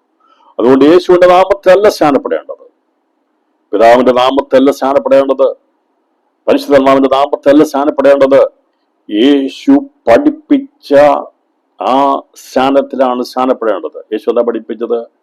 പിതാവിന്റെയും പുത്രന്റെയും പരിശുദ്ധാത്മാവിന്റെയും നാമത്തിൽ സ്നാനം കഴിപ്പിച്ചായിക്കൊള്ളാനാണ് പറഞ്ഞിരിക്കുന്നത്. അങ്ങനെ തന്നെ ചെയ്യണം. സമയമില്ലെന്ന് പറഞ്ഞുകൊണ്ട് യേശുവിന്റെ നാമത്തിൽ പോയി മുക്കാൻ പാടില്ല. അപ്പൊ ഇവര് പറഞ്ഞു, ഞങ്ങൾ അങ്ങനെ കേട്ടിട്ട് പോലുമില്ല. കേൾക്കാത്തതിന്റെ കാരണം എന്താ? യേശു പറഞ്ഞതുപോലെ ചെയ്യാവുന്നത് കൊണ്ടാണ്. അതുകൊണ്ട് പുതിയ പുതിയ ഉപദേശങ്ങളൊക്കെ ആയിട്ട് വരുമ്പോൾ ശ്രദ്ധിച്ചോളണം, കർത്താവ് പറഞ്ഞതിന്റെ അതിര് വിട്ടു പോകരുത്. ഇപ്പോൾ പരിശുദ്ധാത്മാവ് ദൈവം ഉള്ളത് കൊണ്ട് പരിശുദ്ധാത്മാവിനോട് പ്രാർത്ഥിച്ചാൽ മതി, പരിശുദ്ധാത്മാവിന്റെ നാമത്തിൽ സ്നാനപ്പെട്ടാൽ മതി എന്ന് ഒക്കെ പറഞ്ഞ് ആരെങ്കിലും വരികയാണെങ്കിൽ ഇങ്ങനെയുള്ള ഉപദേശങ്ങളൊക്കെ വരും. ദൈവത്തെ ഓർത്ത്, വചനത്തെ ഓർത്ത് നമ്മൾ ആരും അതിന്റെ പിന്നാലെ പോകാൻ പാടില്ല. പിതാവിന്റെയും പുത്രന്റെയും പരിശുദ്ധാത്മാവിന്റെ നാമത്തിലാണ് സ്നാനപ്പെടേണ്ടത്. അത് പറഞ്ഞു കൊടുത്തിരുന്നെങ്കിൽ ഇവർക്കത് അതുകൊണ്ട് അവരെ ആ നാമത്തിൽ യേശുവിന്റെ നാമത്തിൽ സ്നാനപ്പെടുത്തി എന്ന് പറയുമ്പോൾ അവിടെ യേശു വിശ്വസിക്കേണ്ടതെന്ന് പറഞ്ഞ് അവർ കേട്ടാറെ കർത്താവായ യേശുവിന്റെ നാമത്തിൽ സ്നാനമേറ്റു എന്നാണ് പറഞ്ഞത്. കർത്താവിന്റെ നാമത്തിൽ അവർ സ്നാനമേറ്റു. കർത്താവ് യേശുവിന്റെ നാമത്തിൽ സ്നാനമേറ്റെന്ന് പറഞ്ഞാൽ കർത്താവായ യേശു ക്രിസ്തു പഠിപ്പിച്ച ഉപദേശമനുസരിച്ചുള്ള പിതാവിന്റെയും പുത്രന്റെയും പരിശുദ്ധാത്മാവിന്റെ നാമത്തിൽ അവർ സ്നാനമേറ്റു, അഭിഷേകം പ്രാപിച്ചു. 19-ാം അധ്യായം കാണുമ്പോൾ ഒരു അപ്പല്ലോസിനെ വാർത്തെടുക്കുവാൻ അക്കില്ലാസും പ്രിസ്കില്ലയും ദൈവം ഉപയോഗിച്ചു. 19-ാം അധ്യായത്തിൽ നമ്മൾ കാണുന്നത് 12ഓളം പേര് ആത്മനിറവുള്ളവരായി തീരുവാൻ തക്കവണ്ണം പൗലോസിന്റെ ഉപദേശകരമായിരിക്കുന്ന കാര്യങ്ങളെ കണ്ടപ്പോൾ മനസ്സിലായി. പ്രിയപ്പെട്ടവരെ, പ്രസംഗം കേൾക്കുമ്പോൾ അതിൻ്റെ അകത്ത് അല്ലെങ്കിൽ എന്താണ് മറഞ്ഞിരിക്കുന്നത്, വിശ്വാസിയെ കാണുമ്പോൾ ആരാണെന്ന് ചോദിച്ച് മനസ്സിലാകണം, ഏത് വിശ്വാസത്തിലാണെന്ന് മനസ്സിലാക്കണം. അതല്ലാതെ എല്ലാവരോടും കൂടെ പോയി പ്രാർത്ഥിപ്പാൻ ദൈവം വ്യവസ്ഥ ചെയ്യുന്നില്ല. പ്രാർത്ഥിക്കാമെന്ന് കാണുമ്പോൾ കാണുന്ന എല്ലാ പ്രാർത്ഥന കൂട്ടത്തിൽ കൂടാൻ നമുക്ക് വ്യവസ്ഥയില്ല. അതുകൊണ്ടാണ് പൗലോസ് ഇവരെ കണ്ടപ്പോൾ എഫെസോസിലെത്തി ചില ശിഷ്യന്മാരെ കണ്ടു, നിങ്ങൾ വിശ്വസിച്ചിട്ട് പരിശുദ്ധാത്മാവിനെ പ്രാപിച്ചു, നിങ്ങൾ പെന്തക്കോസ്തുകാരാണോ എന്ന് അവരോട് ചോദിച്ചു. മനസ്സിലായോ? കണ്ടിട്ട് ചോദിച്ചത് പറ്റുന്നതല്ല. നിങ്ങൾ വിശ്വസിച്ചിട്ട് പരിശുദ്ധാത്മാവിനെ പ്രാപിച്ചു എന്ന് പറഞ്ഞാൽ ചോദിച്ചത് മറ്റൊന്നുമല്ല. നമ്മുടെ ഭാഷയിൽ പറഞ്ഞാൽ നിങ്ങൾ പെന്തക്കോസ്തുകാരാണോ എന്ന് പറഞ്ഞാൽ, പെന്തക്കോസ്ത് ദിനത്തിലാണ് ദൈവത്തിന്റെ ആത്മാവ് ഇറങ്ങി വന്ന് സഭ സ്ഥാപിച്ചത്. അന്ന് അവിടെ കൂടിയിരുന്ന 120-ലധികം ആൾക്കാര് ഒരുമിച്ച് ആത്മസ്നാനം ഏറ്റു തുടങ്ങിയ പ്രവർത്തനമാണ് ദൈവസഭ. അതുകൊണ്ട് ദൈവസഭ അനങ്ങാതിരിക്കുന്ന, കൈയടിക്കാതിരിക്കുന്ന, മൗനമായിട്ടിരിക്കുന്ന സഭയല്ല ദൈവത്തിന്റെ സഭ. അത് ചലനാത്മകമാണ്, ജീവാത്മകമാണ്. അതെപ്പോഴും ആത്മാവിൽ അത് പ്രചോദിപ്പിക്കുന്ന, അഭിഷേകത്തിന്റെ ശക്തി ആവരിക്കുന്ന കൂടിവരവുകളാണ് ദൈവസഭ. അതുകൊണ്ട് ഇവിടെ കണ്ടപ്പോഴേ മനസ്സിലായി ഇവർക്ക് അനക്കമൊന്നുമില്ല. ഞാൻ വിചാരിക്കുന്നത് ഒരുമിച്ച് കൂടി പ്രാർത്ഥിച്ചു കാണും. ഇപ്പൊ മനസ്സിലായി ഈ ശിഷ്യന്മാരൊക്കെയാ, പക്ഷെ ഒരു സ്തോത്രമോ ഒരു അനക്കമൊന്നും ഇല്ലാതെ ഇങ്ങനെ ഇരിക്കുന്നവരെ കണ്ടപ്പോഴേ പൗലോസിന് മനസ്സിലായി ഇത് ചത്ത അവസ്ഥയാണല്ലോ. പക്ഷേ യേശുവിനെ കുറിച്ച് അറിയാം, സ്നാനപ്പെട്ടെന്നാ പറയുന്നതും. പക്ഷേ ഇവരോടത്തെ കൂടിയപ്പോൾ മനസ്സിലായി ഒരനക്കമില്ലാതിരിക്കുന്ന വ്യക്തികളെ കണ്ടപ്പോൾ പൗലോസ് ചോദിച്ചു, നിങ്ങൾ വിശ്വസിച്ചിട്ട് ആത്മാവിനെ പ്രാപിച്ചുവോ എന്ന് ചോദിച്ചു. അതെ, ചില സഭകളിലൊക്കെ ചെല്ലുമ്പോൾ ഇങ്ങനെ ചോദിക്കാൻ തോന്നും, നിങ്ങൾ വിശ്വസിച്ചിട്ട് ആത്മാവിനെ പ്രാപിച്ചതാണോ എന്ന്. ചിലരൊക്കെ ടൈം സ്കെയിൽ വരുന്നവരാ, അവര് വന്ന് ആ കാര്യം നടത്തി സാക്ഷിയൊക്കെ പറഞ്ഞ് അവർ സ്ഥലം വിടും. പറഞ്ഞാൽ അവർക്ക് അവിടെ അന്യഭാഷയും വേണ്ട, പ്രാർത്ഥനയും വേണ്ട, ആരാധനയും വേണ്ട, ഒന്നും വേണ്ട. ചില ആർട്ടിഫിഷ്യലായിട്ടുള്ള വ്യക്തികളെ പോലെ തീരുന്ന ഒരു അനുഭവത്തിലേക്ക് വരികയാണ്. അതിന് മാറ്റം വരണം പ്രിയപ്പെട്ടവരെ. ദിവസങ്ങളിൽ മനുഷ്യൻ പലതും കണ്ടുപിടിക്കുന്നുണ്ട്. ഇന്നത്തെ പല കണ്ടുപിടുത്തങ്ങളും മനുഷ്യനെ വഴിതെറ്റിച്ചുകൊണ്ടിരിക്കുമ്പോൾ നല്ലതിന് വേണ്ടിയുള്ളതിന് മാത്രമേ നാം ചെവി കൊടുക്കാറുള്ളൂ. ആർട്ടിഫിഷ്യൽ ഇന്റലിജൻസ് കൊണ്ടുള്ള ആരാധന തുടങ്ങിയിട്ടുണ്ട്. എന്ത് പ്രസംഗിക്കണമെന്ന് അവരാണ് തീരുമാനിച്ചു കൊടുക്കുന്നത്. ഏത് പാട്ട് പാടണം, എങ്ങനെ പാടണം, എന്ത് പ്രസംഗിക്കേണ്ട, വരുന്നവരാരൊക്കെയാണെന്നൊക്കെ മനസ്സിലാക്കിയുള്ള ചിന്തകളിലേക്ക് ഇന്നത്തെ ആത്മീയ ലോകം മാറുന്നു. പക്ഷേ നാം ഒരിക്കലും അങ്ങനെ മാറാനുള്ളവരല്ല. ആത്മനിറവിൽ പെന്തക്കോസ് അനുഭവത്തിൽ തന്നെ നിൽക്കേണ്ടവരാണ്. പരിശുദ്ധാത്മാവിന്റെ നിയന്ത്രണത്തിൽ വേണം നാം ആരാധിക്കുവാനും പ്രാർത്ഥിക്കുവാനും. ഞാൻ ആർട്ടിഫിഷ്യൽ എഐയോട് ചോദിച്ചിട്ട് എന്ന് വരുന്നവർക്ക് എന്താണ് മെസ്സേജ് കൊടുക്കേണ്ടത്, ഏത് സങ്കീർത്തനമാണ് എടുക്കേണ്ടത്, ഏതൊക്കെ പാട്ട് പാടണമെന്ന് എഐയോട് ചോദിച്ചിട്ടല്ല ചെയ്യേണ്ടത്. നമ്മൾ ദൈവാത്മാവിൽ ദൈവപ്രേരണയോടുകൂടി ആയിരിക്കണം. കാരണം അതല്ലെങ്കിൽ അതെല്ലാം ആർട്ടിഫിഷ്യലായി കൃത്രിമത്വമായി പോകും. ദൈവം ആരാധനയെ കൃത്രിമത്വം ആഗ്രഹിക്കുന്നില്ല.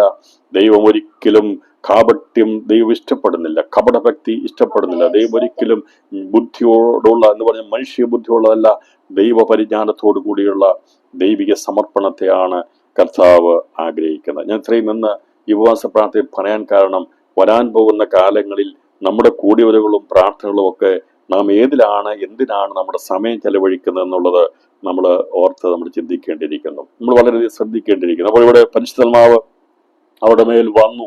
അവര് അഭിഷേകം, ഞാൻ പറയാം, പിതാവിന്റെയും പുത്രന്റെയും പരിശുദ്ധാത്മാവിന്റെയും നാമത്തിൽ സ്നാനപ്പെടാതെ ആരെങ്കിലും അഭിഷേകത്തിന്റെ ശുശ്രൂഷകൾ ചെയ്യുന്നുണ്ടെങ്കിൽ അത് വചനപരമായിട്ടുള്ള സത്യമല്ല, അത് ബോഷ്കിന്റെ ആത്മാവാണ് അവരെ വ്യാപരിക്കുന്നത്. ദൈവം അവരെ ബോഷ്ക്ക് വിശ്വസിക്കുമാറും വ്യാജത്തിന്റെ വ്യാപാര ശക്തി അയച്ചിട്ടുണ്ട്. അതുകൊണ്ട് അവർ രക്ഷിക്കപ്പെടുവാൻ തക്കവണ്ണം അവർ ദൈവവചനത്തെ അംഗീകരിക്കാത്തത് കൊണ്ട് അവർ അതിൽ തന്നെ കിടന്നോട്ടെന്ന് പറഞ്ഞുകൊണ്ട് ദൈവം ശിക്ഷാവിധിയുടെ അവസ്ഥയിലേക്ക് ഇട്ടിരിക്കുന്നവരാണ്. ഈ അടിസ്ഥാനങ്ങളെ തള്ളിക്കളഞ്ഞുകൊണ്ട് വിചാരിക്കും. ചില വിചാരിക്കുക എന്തുകൊണ്ടാണ് ഇത്രയും വലിയ കാര്യം സ്നാനത്തിലുള്ളത് പോയി മുങ്ങിയാൽ എന്താ കുഴപ്പമൊന്നും, അങ്ങനെ വിചാരിക്കുന്നവർ കുഴപ്പമില്ല. പക്ഷേ ശരിയായ രീതിയിൽ സ്നാനപ്പെടുന്നവന് അറിയാം അതിന്റെ വില എന്താണെന്നുള്ളത്. അത് എത്രമാത്രം വിലയേറിയ കാര്യമാണ് വെള്ളത്തിലിറങ്ങിയ വിശ്വാസസ്നാനം എന്നുള്ളത്. അതുകൊണ്ട് ബോഷ്കിന്റെ ആത്മാവ് ദിവസങ്ങളിൽ വ്യാപരിക്കുന്നുള്ളത് കൊണ്ട് എല്ലാത്തിനും ആമേൻ പറയാതെ ദിവസങ്ങൾ വളരെ ശ്രദ്ധിച്ചും വളരെ സൂക്ഷിച്ചും വേണം നമ്മുടെ ക്രിസ്തീയ ജീവിതം മുന്നോട്ട് പോകുവാൻ. തെറ്റിപ്പോകാൻ സാധ്യതകൾ ഏറെയുണ്ട്. വിശാലമായ ഒരു മൈതാനം പോലെ ആത്മീയ ഗോളം ഇപ്പോൾ ആയി കിടക്കുന്നു. എവിടെ നോക്കിയാലും കൂട്ടിവരവുകൾ, കൂട്ടായ്മകൾ, മെസ്സേജുകളൊക്കെ കിടക്കുമ്പോൾ ഏത് ശരി ഏത് തെറ്റ് എന്ന് വിവേചനമില്ലാതെ തിരിച്ചറിവില്ലാതെ ഒന്നിലും പോയി തലവെച്ചു കൊടുക്കരുത് എന്നുള്ളത് പ്രത്യേകം ഓർപ്പിക്കുന്നത്. ആര് പ്രസംഗിച്ചാലും, അത് ഏത് വ്യക്തി പ്രസംഗിച്ചാലും അത് വചനാടിസ്ഥാനത്തിലാണോ എന്നത് കണ്ടിട്ട് വേണം നമ്മൾ എടുക്കാനായിട്ട്. നമുക്കറിയാലോ, ബ്രാൻഡഡ് സാധനം വാങ്ങിച്ച് കഴിക്കുന്നത് അല്ലാതെ കഴിക്കുന്നവരും അറിയാം അല്ലേ. ബ്രാൻഡഡ് സാധനം എന്ന് പറഞ്ഞാൽ ഞാൻ അതിനെ പ്രൊമോട്ട് ചെയ്യല്ല എന്ന് പറഞ്ഞാൽ നല്ല ക്വാളിറ്റി ഉള്ളതാണെങ്കിൽ അതിന് നമുക്ക് കുഴപ്പമില്ല. അല്ലെങ്കിൽ കാണുന്ന ഡ്യൂപ്ലിക്കേറ്റ് എല്ലാം വില കുറച്ച് കിട്ടും. ഈ വില കുറച്ച് കിട്ടുന്ന എല്ലാം വാങ്ങിച്ചിട്ട് അത് നമുക്കത് അബദ്ധമാറ്റരുത്. അതുകൊണ്ട് പരിശുദ്ധാത്മാവെന്ന ആ ശക്തി വ്യാപരിക്കുന്ന കൂടിവരവുകളും പ്രാർത്ഥനകളും ആയിരിക്കണം നമ്മുടെ സമയം നാം ചെലവഴിക്കേണ്ടത്. അതല്ലാത്തവരോട് കൂടെ നമ്മുടെ സമയം ചെലവഴിക്കരുത് എന്നുള്ളതും. ഇനി അങ്ങനെ ആരെയെങ്കിലും കിട്ടുകയാണെങ്കിൽ അവരെ ഒന്ന് ഈ സത്യം പറഞ്ഞു കൊടുക്കാനുള്ള ധൈര്യവും കൂടി ഉണ്ടായിരിക്കണം.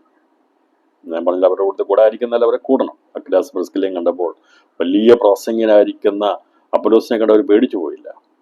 അവനെ കണ്ടപ്പോൾ പറഞ്ഞു, നീ സ്നാനപ്പെടണം, നീ ഏറ്റിരിക്കുന്ന സ്നാനം ശരിയല്ല, പിതാവിൻ്റെയും പുത്രൻ്റെയും പരിശുദ്ധാത്മാവിൻ്റെ നാമത്തിൽ സ്നാനപ്പെടണം, അതാണ് വ്യവസ്ഥ, അതാണ് യഥാർത്ഥമായിട്ടുള്ളതെന്ന് പറഞ്ഞുകൊണ്ട് അവനെ യഥാർത്ഥ വിശ്വാസത്തിലേക്ക് കൊണ്ടുവന്ന് വരുവാൻ ദൈവം നമുക്ക് നൽകുന്ന സമയം കൂടി ഉപയോഗിക്കണമെന്ന് ഓർപ്പിക്കുന്നു. അപ്പൊ അത് അങ്ങനെ വേണം ചെയ്യാൻ. ഞാൻ ഈ പറഞ്ഞു വന്നത്, ഇപ്പൊ ആസിയയിലെ വേലയുള്ള ബന്ധത്തിൽ ദൈവം അവിടെ വചനം പ്രസംഗിക്കരുതെന്ന് പറഞ്ഞവരെ അയച്ചെങ്കിലും അവിടേക്ക് പൗലോസിനെ മടക്കിക്കൊണ്ടിരുമ്പോൾ അവന് വഴി അവിടെ തുറന്നു കൊടുക്കുക എന്ന് പറഞ്ഞതിന്റെ അർത്ഥം സബലമായതും വലിയതുമായ ഒരു വാതിൽ തുറന്നു ദൈവം കൊടുത്തു. ദൈവം കൊടുക്കുമ്പോൾ ഇവിടെ 12-ലധികം ആൾക്കാർ അഭിഷേകം പ്രാപിച്ച് ദൈവകൃപയിലേക്ക് നിൽക്കുവാനേ തോന്നും. ചില അറിവുകൾ കിട്ടിയവർ കാണും. ഞാൻ പറഞ്ഞ ദേശത്തിന്റെ വേലയിലേക്ക് വേണ്ടി ദൈവം ഉപയോഗിക്കാൻ വേണ്ടി ദൈവം ഉപയോഗിക്കുമ്പോൾ അക്വിലാസിനെയും പ്രിസ്കില്ലയും അവിടെ ഒരു കുടുംബമായി ഒരു വീട്ട് സഭ അവിടെ സ്ഥാപിച്ചിട്ടാണ് പൗലോസ് കടന്നുപോയത്. മടങ്ങി വന്നപ്പോൾ 12-ലധികം ആൾക്കാരെ അഭിഷേകത്താൽ നിറച്ചെടുക്കുവാൻ അഭിഷേകമുള്ളവരാക്കി പെന്തക്കോസ്തിന്റെ അനുഭവത്തിലേക്ക് അവരെ കൊണ്ടുവരുവാനിടയായി തീർന്നു. അതാണ് 19-ാം അധ്യായത്തിലെ വേല വിശാലമായ വഴിയിലൂടെ നീങ്ങുവാനിടയായി തീർന്നത്. ഈ ദിവസങ്ങളിൽ അതേ പ്രിയപ്പെട്ടവരെ, ദൈവത്തിന്റെ സമയത്ത് ദൈവം വേലയെ വർദ്ധിപ്പിക്കും, സഭയെ വർദ്ധിപ്പിക്കും. പക്ഷേ നമ്മളായിട്ടൊരിക്കലും നമ്മുടെ ബുദ്ധി ഉപയോഗിച്ച് സഭയെ വളർത്താൻ പോകരുത്. ദൈവത്തിൽ ആശ്രയിച്ച് പ്രാർത്ഥിച്ച് കഴിയുമ്പോൾ ദൈവമാണ് അവിടെ വഴികളെ തുറന്ന് ആദരിക്കുന്നത്. ഇപ്പൊ ഇവിടെ പൗലോസ് വന്നപ്പോൾ തന്നെ ഇവരെ കണ്ടപ്പോൾ ഇവരോട് തർക്കിക്കുകയോ വാദിക്കുകയൊന്നും ചെയ്തില്ല. ഇവരെ കണ്ടപ്പോൾ ഇവിടെ അനുഭവം കണ്ടപ്പോഴേ മനസ്സായി അഭിഷേകമുള്ളവരല്ല. അതുകൊണ്ട് അവരോട് പറഞ്ഞിട്ട് അവരെ സത്യം പറഞ്ഞു കൊടുത്ത് അവരെ വിശ്വാസത്തിലേക്ക് കൊണ്ടുവന്ന് അവരെ സ്നാനപ്പെടുത്തി ദൈവത്തിലേക്ക് നയിച്ചു എന്നുള്ളത് നമുക്ക് കാണാൻ സാധിക്കുന്നു. പിന്നെ വിട്ട് തുറന്നോസിന്റെ പാഠശാലയിൽ അവൻ സംസാരിക്കുന്നതിനെ കുറിച്ചൊക്കെ അറിയാം. പക്ഷേ ഈ വലിയ സബലമായ ഒരു വഴി ഉണ്ടാകണമെങ്കിൽ അതിന് അതുപോലെ തന്നെയുള്ള തടസ്സങ്ങളും ഉണ്ടാകും. അപ്പോൾ അതിന് പ്രാപ്തരാക്കുന്നവരെ, അതിന് പിടിച്ചു നിൽക്കാനുള്ള വഴികൾ പരിഹാരമുണ്ടാക്കുന്നവരെ ദൈവം അവിടെ പ്രവർത്തിക്കുവാൻ സമ്മതിക്കത്തില്ല. എന്ന് പറഞ്ഞാൽ ഈ പൗലോസിന് അവിടെ ദൈവം ഒരു വാതിൽ തുറന്നു കൊടുത്തു. സബലമായ വഴികൾ തുറന്നു കൊടുത്തു.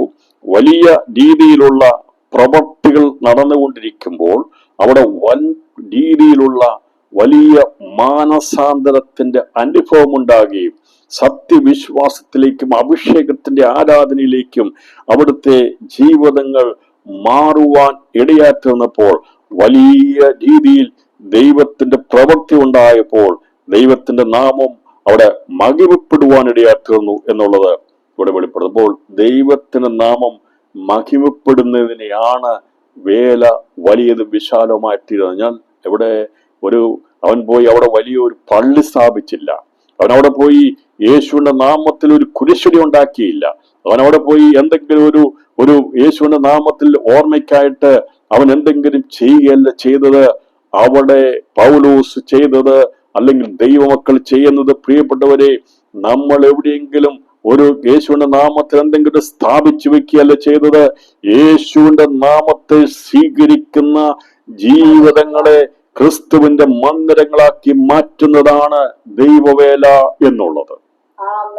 ദൈവവേല എന്നുള്ളത് ക്രിസ്തുവിന്റെ മന്ദിരങ്ങളാക്കി മാറ്റുന്നതിനെയാണ്. അതുകൊണ്ടാണ് അവിടെ എഫെസോസിൽ ദൈവത്തിന്റെ പ്രവൃത്തി മുഖാന്തരമായി അനേകരെ ക്രിസ്തുവിന്റെ മന്ദിരങ്ങളാക്കി മാറ്റിയപ്പോൾ അവിടെ നിന്നിരുന്ന പലതും അതിന്റെ ശക്തി ക്ഷയിക്കുവാനിടയാറ്റുന്നു.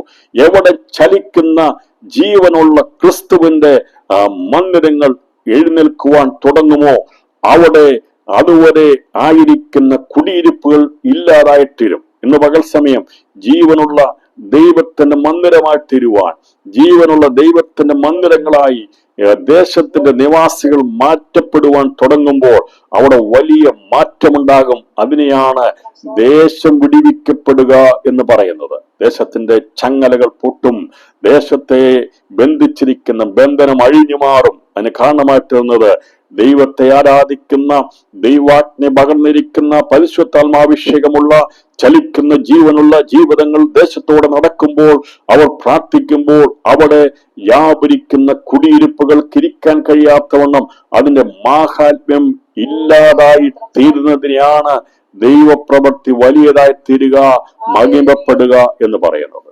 എഫെസോസിൽ സംഭവിച്ചു. അത് വലിയ രീതിയിൽ അത് പ്രവൃത്തി പദത്തിൽ വന്നു. ഇവര് രക്ഷിക്കപ്പെടുവാൻ തുടങ്ങി, ചലിക്കുന്ന വിശുദ്ധ മന്ദിരങ്ങളായി തീർന്നു. അതുവരെയും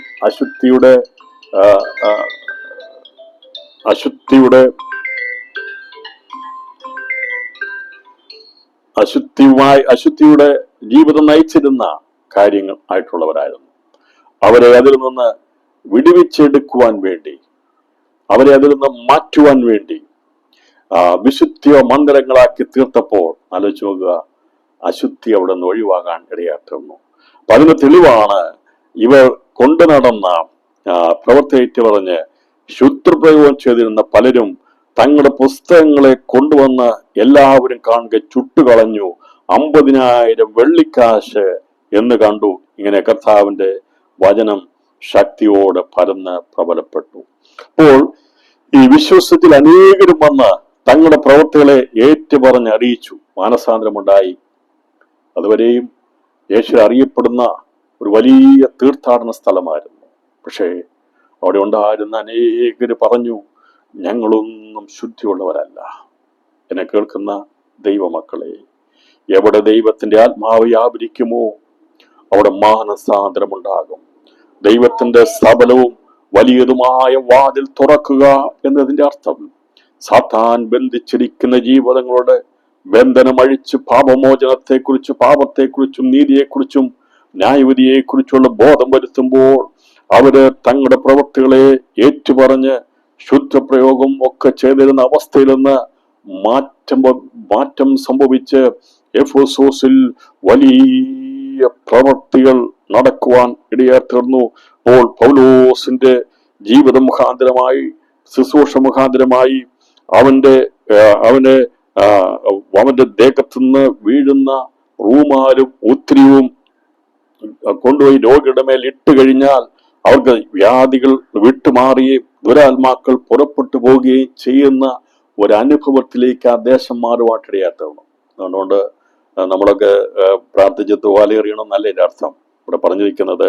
അപ്പോൾ അവന്റെ മേൽ നിന്ന് റോമാലും ഒത്തിരിയും രോഗികളുടെ മേൽ കൊണ്ടുവരികയും വ്യാധികൾ അവരെ വിട്ടുമാറുകയും ദുരാത്മാക്കൾ പുറപ്പെട്ടു പോവുകയും ചെയ്തു. പൗലോസ് മുഖാന്തരം അസാധാരണമായ വീര്യപ്രവർത്തികൾ ചെയ്തെന്നാണ് പറഞ്ഞിരിക്കുന്നത്. അപ്പോൾ ഇവനിൽ വ്യാപരിച്ചതായ ആ ശക്തി അവൻ വസിച്ചിരുന്ന അവന്റെ കയ്യിലിരുന്ന വസ്തുക്കളിന്മേൽ വ്യാപരിച്ചിരുന്നു. അതുകൊണ്ടാണ് അത് കൊണ്ടിടുമ്പോൾ അവർക്ക് സൗഖ്യമുണ്ടായത്. അവരുടെ വിശ്വാസത്തെ അവിടെ കാണിക്കുന്നത് അസാധാരണമായ വീര്യപ്രവർത്തനം ഉണ്ടായി. അപ്പൊ അതൊക്കെ ചെയ്യേണ്ട സ്ഥലങ്ങളിൽ വേണ്ട പോലെ ചെയ്യണം. അല്ലാതെ ഇത് ചെയ്യുന്നതുകൊണ്ട് ടൗലുമായിട്ട് വന്ന് പ്രാർത്ഥിച്ചാലും കൊടുക്കാൻ വ്യവസ്ഥ ചെയ്തിട്ടില്ല. പൗലോസ് അങ്ങനെ ചെയ്തില്ല.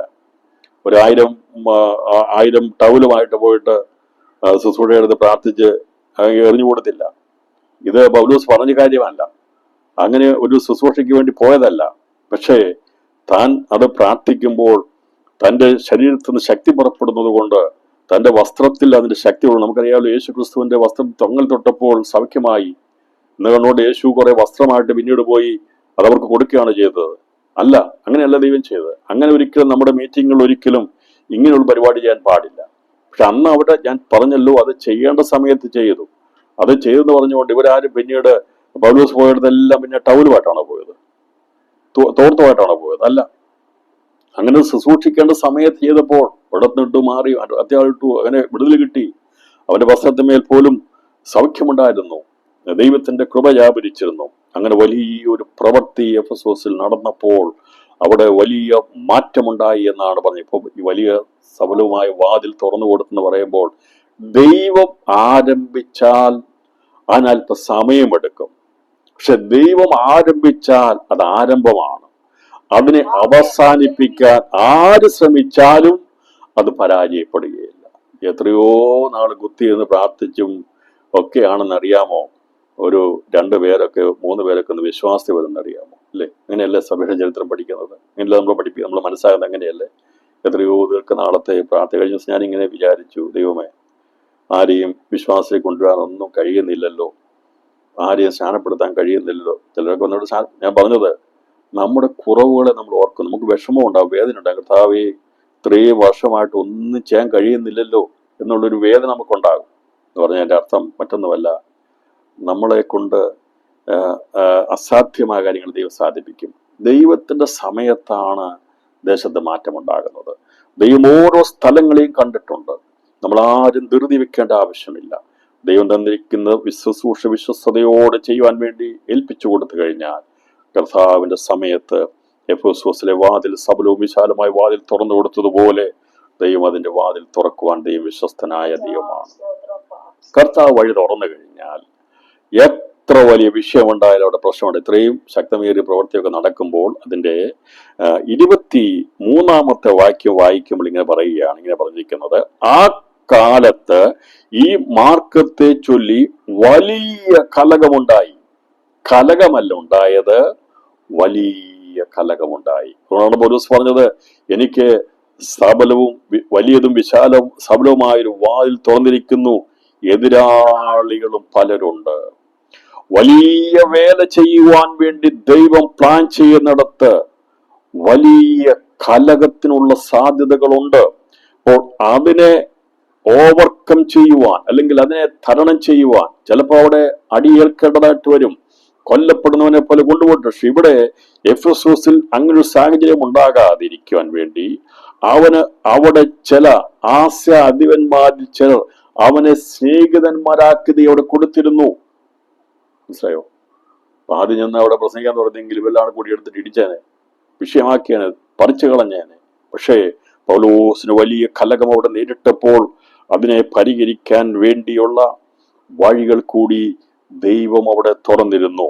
ഞാൻ മുഴുവൻ എടുത്ത് വായിക്കേണ്ടായി, നമുക്കറിയാവുന്നുണ്ട്, അതേക്കുറിച്ച് പറയാൻ ആഗ്രഹിക്കുന്നില്ല. എന്നാൽ ദൈവം എന്താണ് വലിയ സബലവുമായ പ്രവൃത്തികൾ ചെയ്യുമ്പോൾ അതിനെ എങ്ങനെ പരിഹരിക്കണം, അതിന് ആരൊക്കെ വേണം എന്നുള്ളത് ദൈവം മുന്നമേ കണ്ട് വഴികൾ തുറന്ന ശേഷമേ ഇവിടെ ഒരു സംഭവം അനുഭവിപ്പാൻ ദൈവം അനുവദിക്കുകയുള്ളൂ. അതുകൊണ്ട് ദൈവമക്കളെ, നമുക്കെതിരെ ഏതെങ്കിലും പ്രശ്നങ്ങൾ തലയുയർത്തുന്നുണ്ടെങ്കിൽ അതിനു മുമ്പ് അതിന് പരിഹാരം വരുത്തുവാൻ, അല്ലെങ്കിൽ അത് കടന്നു പോകേണ്ട വഴികളെ ദൈവം മുൻപ് കൂട്ടി കണ്ടിട്ടേ നമ്മളെ അതിലേക്ക് കടത്തിവിടുകയുള്ളൂ. ഇവിടെ 10-ാം അധ്യായത്തിൽ പറഞ്ഞിരിക്കുന്നത്, അതിന്റെ 30-ാമത്തെ വാക്യത്തിൽ പറയുന്നത്, പൗലോസ് ജനസമൂഹത്തിൽ ചെല്ലുവാൻ ഭാവിച്ചാറെ ശിഷ്യന്മാർ അവനെ വിട്ടില്ല.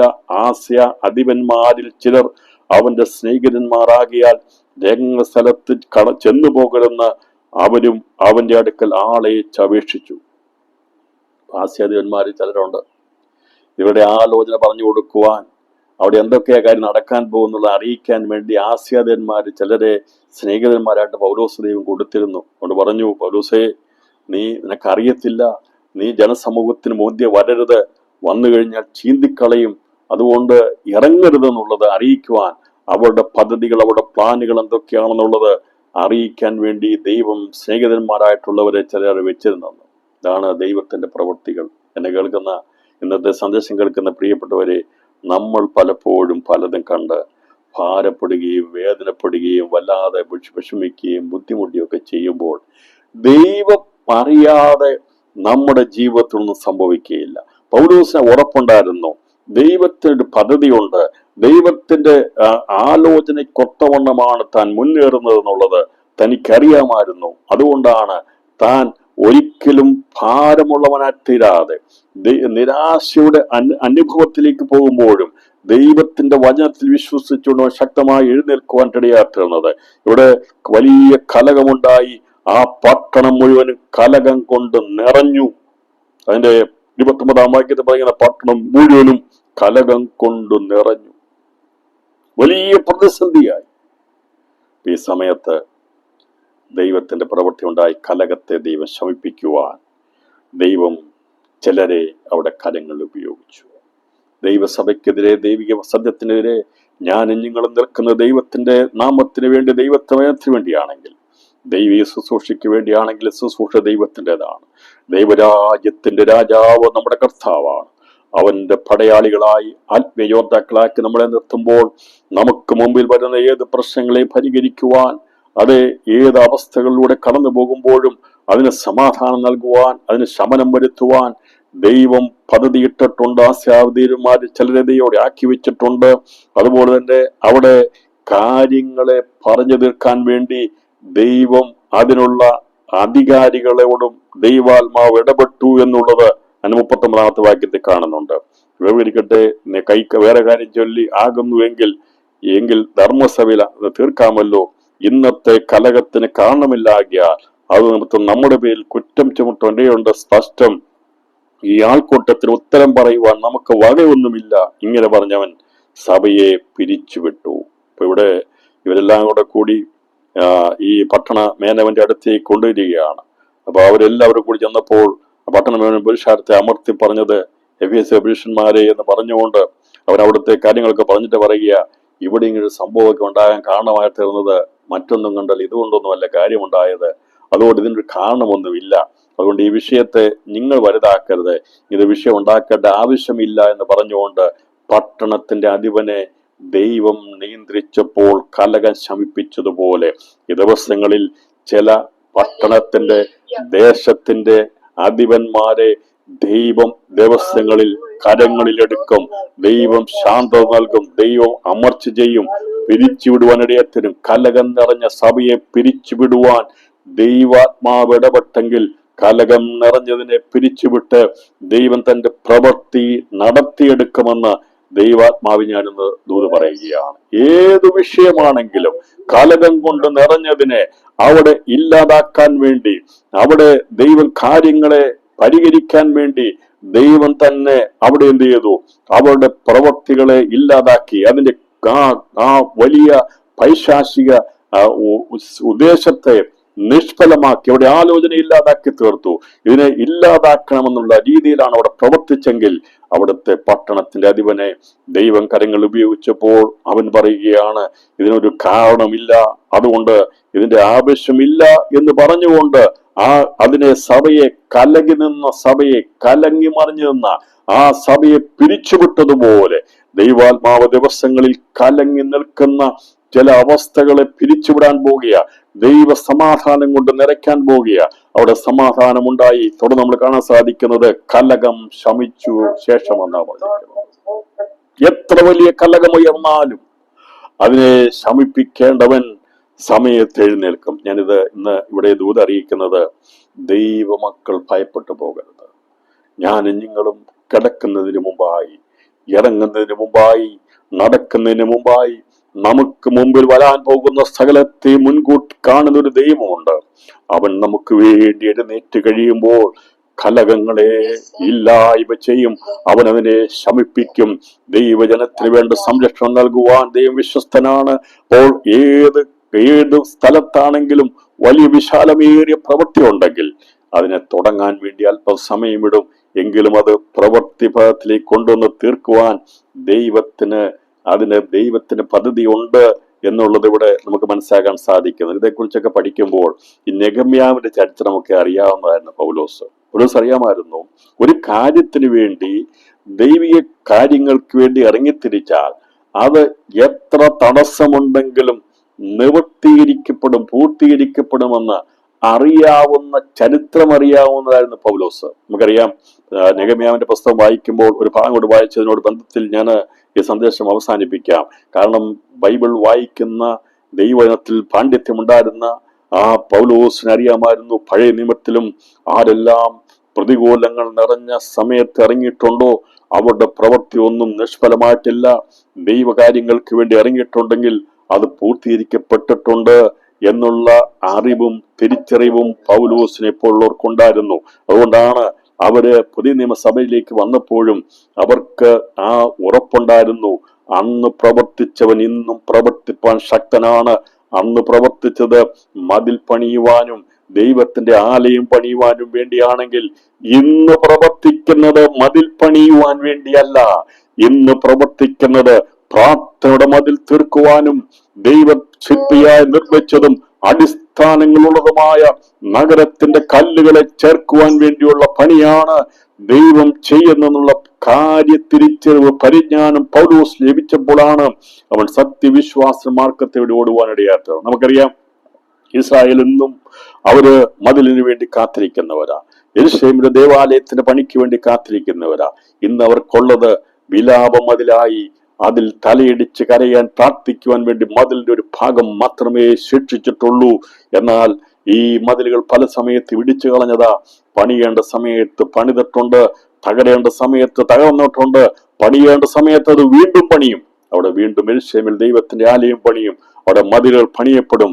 അത് ചെയ്യേണ്ടതെല്ലാം ചെയ്യേണ്ട സമയത്ത് ദൈവം ചെയ്തെടുക്കുക തന്നെ ചെയ്യും. നെഹമ്യാവിന്റെ പുസ്തകം 4-ാം അധ്യായം അതിന്റെ 19-ാമത്തെ വാക്യം വായിക്കുമ്പോൾ, ഞാൻ പ്രഭുക്കന്മാരോടും പ്രമാണികളോടും ശേഷം ജനത്തോടും വേല വലിയതും വിശാലമായതുമാകുന്നു.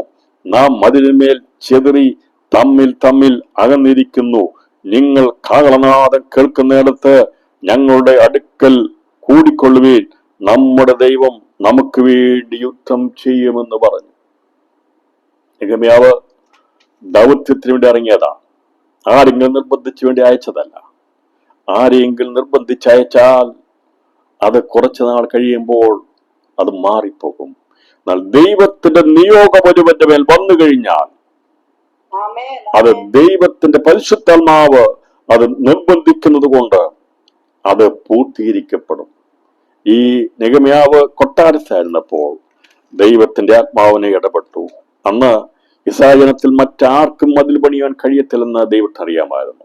എന്നാൽ രാജാവുമായി അടുത്ത ബന്ധമുള്ള, രാജാവുമായി പരിചയമുള്ള നെഹമ്യാവിനെ കൊട്ടാരത്തിന് വെളിയിലേക്ക് കൊണ്ടുവന്നെങ്കിൽ മാത്രമേ ഇടിഞ്ഞു കിടക്കുന്ന മതിൽ പണിയുവാൻ കഴിയുമെന്നുള്ളത് സ്വർഗീയ ശില്പിയായിരിക്കുന്ന ദൈവത്തിനറിയാമെങ്കിൽ, ഇന്ന് പകൽ സമയ സന്ദേശം കേൾക്കുന്ന പ്രിയപ്പെട്ടവരെ, നമ്മുടെ നല്ല ശില്പിയായിരിക്കുന്ന ദൈവത്തിനറിയാം ആരെ എവിടെ എങ്ങനെ ഉപയോഗിക്കണമെന്ന്, ആരെ എവിടെ നിന്ന് ഇറക്കണമെന്ന്, ഏത് സ്ഥലത്ത് നിന്ന് ഇറക്കിയാൽ ഇന്നിടത്തവനെ ഉപയോഗിക്കാമെന്ന് ദൈവത്തിനറിയാം.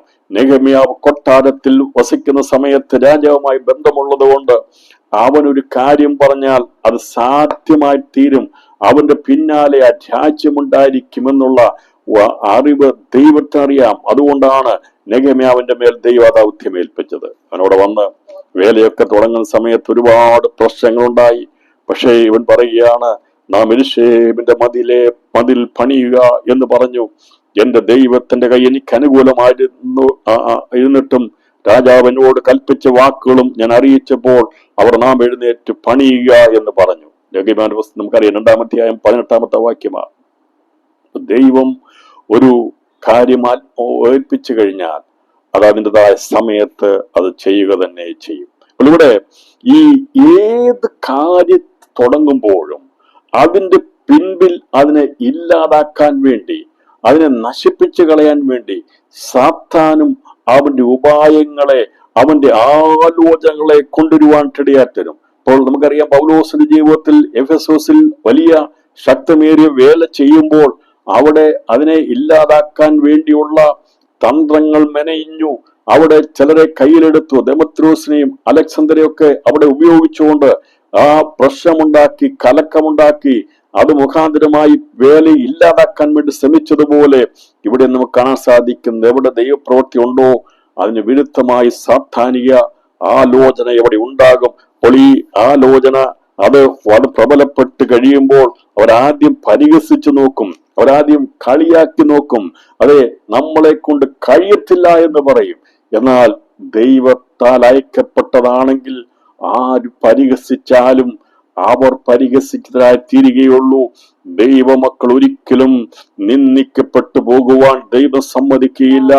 ദൈവത്തിന്റെ ആത്മാവ് വ്യാപരിക്കുന്ന ദൈവമക്കൾ അതെ, ആദ്യം പലരും നമ്മളെ പരിഹസിക്കും.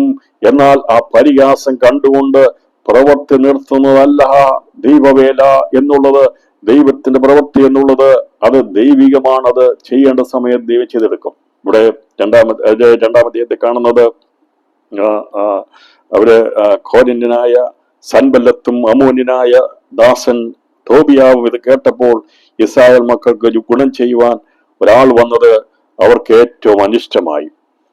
അവർ യെരൂശലേമിൽ ഇങ്ങനെ ഒരു ഗുണം ചെയ്യാൻ വേണ്ടി വരുന്നത് അവർക്ക് ഇഷ്ടപ്പെട്ടില്ല.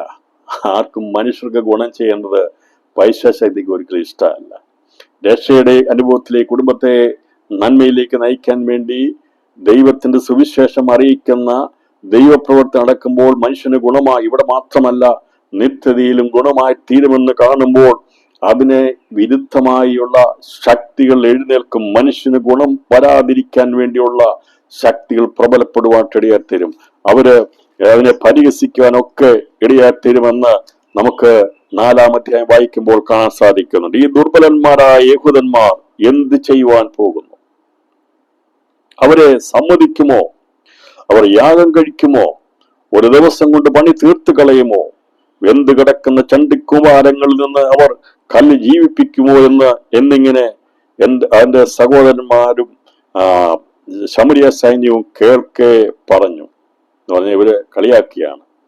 ഇവര് ഇത് കേട്ടപ്പോൾ ഞങ്ങൾ മതിൽ പണിയുന്നു എന്ന് കേട്ടപ്പോൾ തന്നെ ശക്തി എഴുന്നേറ്റു. ഇതൊക്കെ അറിയാവുന്ന കാര്യമാണ്, ഞാൻ വിവരിക്കുന്നില്ല. എവിടെയെങ്കിലും ഗുണം ചെയ്യുവാനുള്ള നന്മകൾക്ക് വേണ്ടി ദൈവം തന്റെ പ്രവൃത്തി ചെയ്യുവാൻ വേണ്ടി ദൈവം ഒരുങ്ങുമ്പോൾ അതിന് വിരുദ്ധമായ ശക്തികൾ രോഷം കൊണ്ട് എഴുന്നേൽക്കുവാൻ ഇടയാത്തരും. എന്നാൽ യഹൂദന്മാരെ നിന്ദിച്ചു, അവരെ പരിഹസിച്ചു. ഈ ദുർബലന്മാരായിട്ടുള്ള എന്ത് ചെയ്യാൻ പോവുകയാണെന്ന് ചോദിച്ച് പലതും അവർ ചെയ്തെങ്കിലും ദൈവത്തിന്റെ പ്രവൃത്തിക്ക് വേണ്ടി അയച്ചിട്ടുള്ള കാര്യം, ദൈവം ഒരു വാതിൽ തുറന്നാൽ, വിശാലമായ വാതിൽ തുറന്നാൽ അത് ദൈവത്താൽ അത് സംഭവിക്കാൻ വേണ്ടി ദൈവം കൂടിയിരിക്കുമെന്നുള്ളൊരു തെളിവാണ് നെഹെമ്യാവ് പണിത് തീർത്ത ഈ മതിലിനെ കുറിച്ച് പഠിക്കുമ്പോൾ നമുക്ക് കാണാൻ സാധിക്കുന്നത്. ഇവിടെ ഈ സൻബല്ലത്തും തോബിയാവും അരാബിരും അമ്മോന്യരും അസ്തോദ്യരും കേട്ടപ്പോൾ അവർക്ക് മഹാകോപം ജനിച്ചു. യെരൂശലേമിന്റെ നേരെ ചെന്ന് യുദ്ധം ചെയ്യേണ്ടതിനും അവരെ കലക്കം വരുത്തേണ്ടതിനും അവരെയൊക്കെ ഒന്നിച്ചുകൂടി കൂട്ടുകെട്ടുണ്ടാക്കി അവർ എന്താ പറഞ്ഞിരിക്കുന്നത്, ഇവരെ കൂട്ടുകെട്ടുണ്ടാക്കി ഇവരെ ഇല്ലാതാക്കാൻ വേണ്ടിയുള്ള കാര്യങ്ങൾ അവർ ചെയ്യുകയാണ്. അതില് ഈ സാത്താൻ ചെയ്യുന്ന പ്രവൃത്തി എന്ന് പറഞ്ഞാൽ ഈ നന്മയ്ക്കെതിരെയുള്ള പ്രവൃത്തി എന്ന് പറയുമ്പോൾ എങ്ങനെയും ഇതിനെ ഇല്ലാതാക്കി കളയണം. അതിന്റെ ഉപായത്തെ കുറിച്ച് പറയും 4-ാം വാക്യം ഇങ്ങനെ പറയുന്നത്, ഞങ്ങളുടെ ശത്രുക്കളോ നാം അവരുടെ ഇടയിൽ ചെന്ന് അവരെ കൊന്ന് പണി മുടക്കുന്നതിന് വരെ അവർ ഒന്നും അറിയുകയും കാണുകയും അരുത് എന്ന് പറഞ്ഞു. ഇതാണ് അവിടെ തന്ത്രം. ആദ്യം ഇവര് പ്രശ്നങ്ങൾ ഉണ്ടാക്കിയാണ്. ഇവര് മഹാകോപം ജനിച്ചിട്ട് നേരെ ചെന്ന് യുദ്ധം ചെയ്യാന്നൊക്കെ വിചാരിച്ചു. അവിടെ കലക്കം വരുത്തേണ്ടതിന് അവരൊക്കെ ഒന്നിച്ചുകൂടി കൂട്ടുകെട്ടുണ്ടാക്കി. എന്നാൽ ഈ ഇത് വന്നു കഴിഞ്ഞപ്പോൾ, ഇങ്ങനെ ചിന്താഗതി ഉണ്ടായപ്പോൾ, അതിന്റെ 9-ാം വാക്യം, ഞങ്ങളോ ഞങ്ങളുടെ ദൈവത്തോട് പ്രാർത്ഥിച്ചു, അവരുടെ നിമിത്തം രാവും പകലും കാവൽക്കാരെ ആക്കേണ്ടി വന്നു എന്ന്. ഈ പകൽ സമയം ഞാൻ ഈ ഉപവാസ പ്രാർത്ഥനയുടെ സന്ദേശം അവസാനിപ്പിക്കുവാൻ കർത്താവിൽ താല്പര്യപ്പെടുമ്പോൾ, പ്രിയപ്പെട്ടവരെ, കൂട്ടുകെട്ട് വലുതാകുമ്പോൾ നാം ചെയ്യേണ്ടത് പ്രാർത്ഥനയുടെ മതിൽ പണിയണം. ഞങ്ങൾ ഞങ്ങളുടെ ദൈവത്തോട് പ്രാർത്ഥിച്ചു, ഞങ്ങളോ ഞങ്ങളുടെ ദൈവത്തോട് പ്രാർത്ഥിച്ചു. ബലവാന്മാരായിരിക്കുന്ന ദേശത്തിന്റെ നിവാസികൾ സൻബല്ലാത്തും തോബിയാവും അരാബ്യരും അമ്മോന്യരും അസ്തോദ്യരും കേട്ടപ്പോൾ അവർക്ക് മഹാകോപം ജ്വലിച്ചു. അവർ അത് ഒരുമിച്ച് ആലോചിച്ചു, എങ്ങനെ യെരൂശലേമിന്റെ നേരെ ചെന്ന് യുദ്ധം ചെയ്യേണ്ടതിനും അവിടെ കലക്കം വരുത്തേണ്ടതിനും അവരൊക്കെയും ഒന്നിച്ചുകൂടി കൂട്ടുകെട്ടുണ്ടാക്കി. ദൈവ പ്രവൃത്തിക്ക് വിരുദ്ധമായി കൂട്ടുകെട്ടുണ്ടാക്കുന്ന ശക്തികളുണ്ട്. അത് ഒന്നു ചേരും. ഇവരെല്ലാം കൂടി ഒന്നായി ചേർന്നു. അസ്തോദ്യരും അമ്മോന്യരും അരാബ്യരും, അത് ഈ ഹോരന്യനായിരിക്കുന്ന സൻബല്ലത്തും മോബാബിനായിരിക്കുന്ന തോബിയാവ്, ഇവരെല്ലാം കൂടി ഈ പറയുന്ന കൂട്ടുകെട്ടുണ്ടാക്കി ഏതു വിധേനയും കലക്കമുണ്ടാക്കി ഇല്ലാതാക്കാൻ വേണ്ടി ശ്രമിക്കുമ്പോൾ, ദൈവമക്കളായിരിക്കുന്ന നെഗമ്യാവിന് മനസ്സിലായി കലക്കമുണ്ടാക്കി നശിപ്പിക്കാൻ വേണ്ടി, ഇല്ലാതാക്കാൻ വേണ്ടി വരുമ്പോൾ, ഞങ്ങളോ ഞങ്ങളുടെ ദൈവത്തോട് പ്രാർത്ഥിച്ചു, അവിടെ നിമിത്തം രാവും പകലും കാവൽക്കാരെ ആക്കേണ്ടി വന്നു.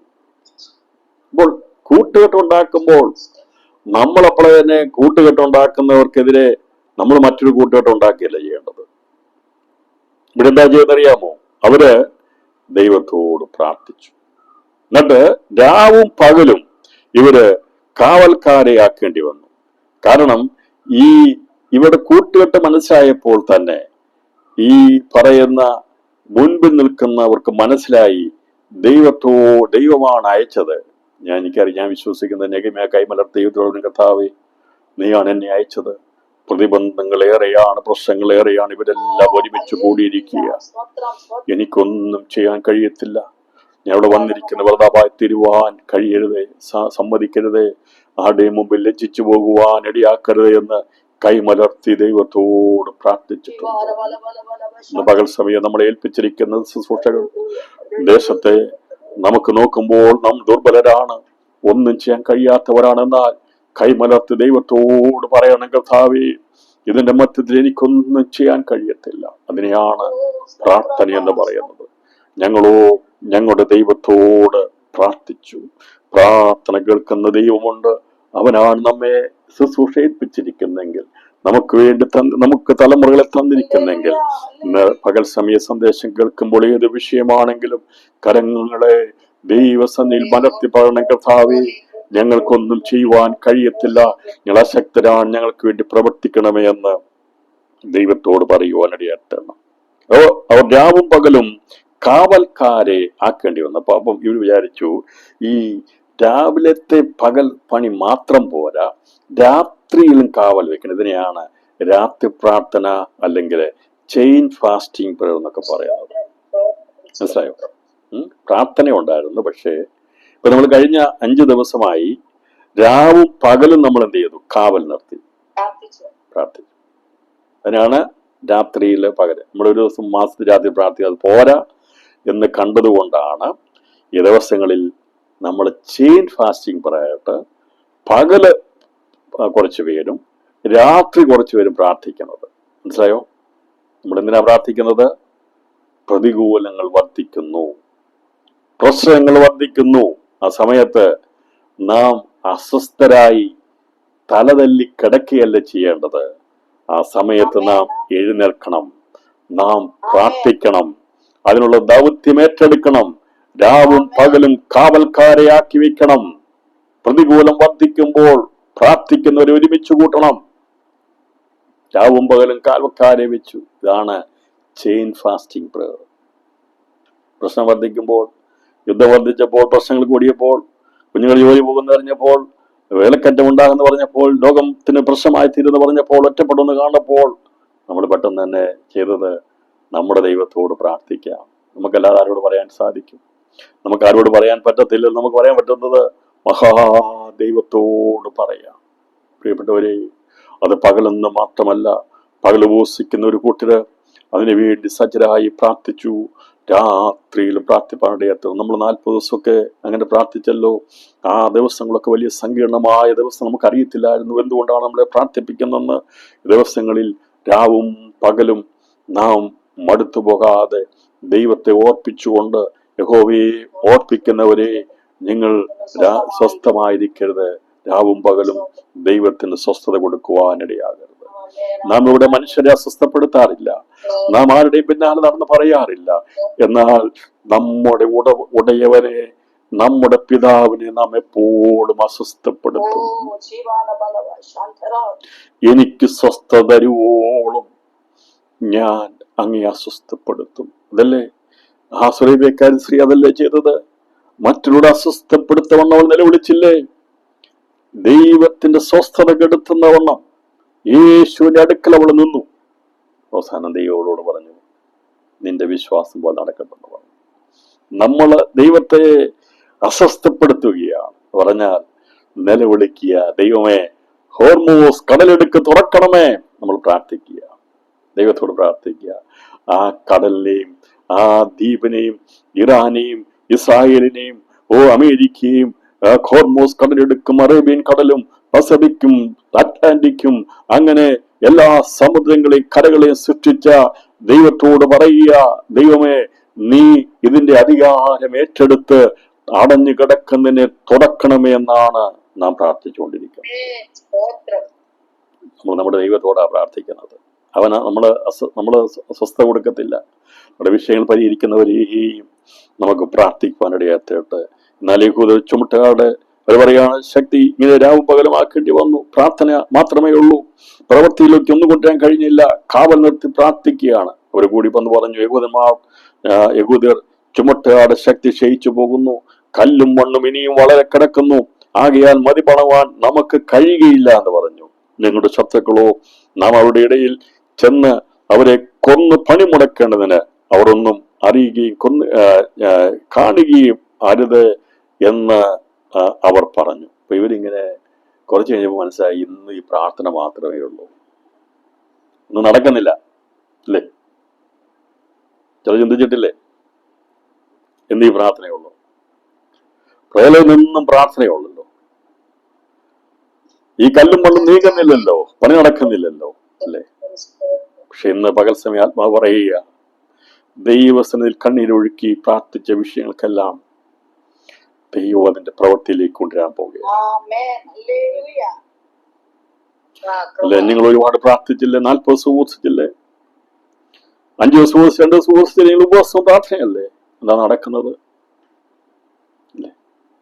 എന്നും ഉപവാസവും പ്രാർത്ഥന, എന്നും പ്രാർത്ഥന, എന്നും ചെയിൻ പ്രയർ, ആ പ്രാർത്ഥന ഈ പ്രാർത്ഥന, ഒരുപാട് പ്രാർത്ഥനയുണ്ടല്ലോ, എന്നിട്ട് എന്താ നടക്കുന്നെന്ന് ചിലപ്പം പ്രാർത്ഥിക്കുന്നത് തന്നെ ചോദിക്കുക. ഉദരവെന്ന് പറയുക, നമ്മളിങ്ങനെ എന്നും ദൈവത്തോട് പ്രാർത്ഥിച്ച് രാവും പകലും കാവൽക്കാരെയൊക്കെ വെച്ചിട്ടുണ്ട്. പക്ഷേ ഈ ചുമട്ടുകാട് ശക്തി ക്ഷയിച്ചു പോവുകയാണ്, അവർക്ക് ചെയ്യാൻ പറ്റുന്നില്ല. കല്ലും മണ്ണും ഒരുപാട് കിടക്കുന്നു, ആകയാൽ മതിൽ പണിവാൻ നമുക്ക് കഴിയുകയില്ല എന്ന് പറഞ്ഞു. ഇത് കഴിയത്തില്ല, സാധ്യമാകത്തില്ല എന്ന് അവർ പറയുകയാണ്. എന്ന് പകൽസമയം പ്രാർത്ഥിക്കുന്ന പ്രിയപ്പെട്ടവരെ, ഇങ്ങനെ ചിന്ത നമ്മുടെ ജീവിതത്തിൽ വന്നിട്ടില്ലേ? ഇത് തീർക്കാൻ കഴിയത്തില്ല എന്ന് പറഞ്ഞിട്ടില്ലേ? ഈ വിഷയത്തിന് പരിഹാരം ഉണ്ടാകത്തില്ല എന്ന് പലപ്പോഴും മനസ്സിൽ പറഞ്ഞിട്ടില്ലേ? ഇത് പരസ്യമായി പറഞ്ഞു, ശക്തി ക്ഷയിച്ചു പോവുകയാണ്, ഇനി നടക്കത്തില്ല എന്ന് പറഞ്ഞപ്പോൾ, ഇത് നമ്മുടെ ശക്തി ക്ഷയിച്ചെന്നൊക്കെയുള്ള അറിവ് കിട്ടിയപ്പോൾ സാത്താൻ പദ്ധതിയിട്ടു. മറുഭാഗം ചിന്തിച്ചു, എങ്ങനെയും ഇവരാരും അറിയാതെ ഇവർ ശക്തി ക്ഷയിച്ചിരിക്കുമ്പോൾ ഇവിടെ ഉള്ളിൽ കടന്ന് ഇവരെ കൊന്നുകളയണമെന്നുള്ള ചിന്ത ഇട്ടതിനെയാണ് ഇവരുടെ ദുരാലോചന എന്ന് പറയുന്നത്. അപ്പോൾ അങ്ങനെ ഇവർ പ്ലാൻ ചെയ്ത് കഴിഞ്ഞപ്പോൾ അവരുടെ സമീപം പാർത്ത യഹൂദന്മാർ പല സ്ഥലങ്ങളിൽ നിന്ന് വന്നു.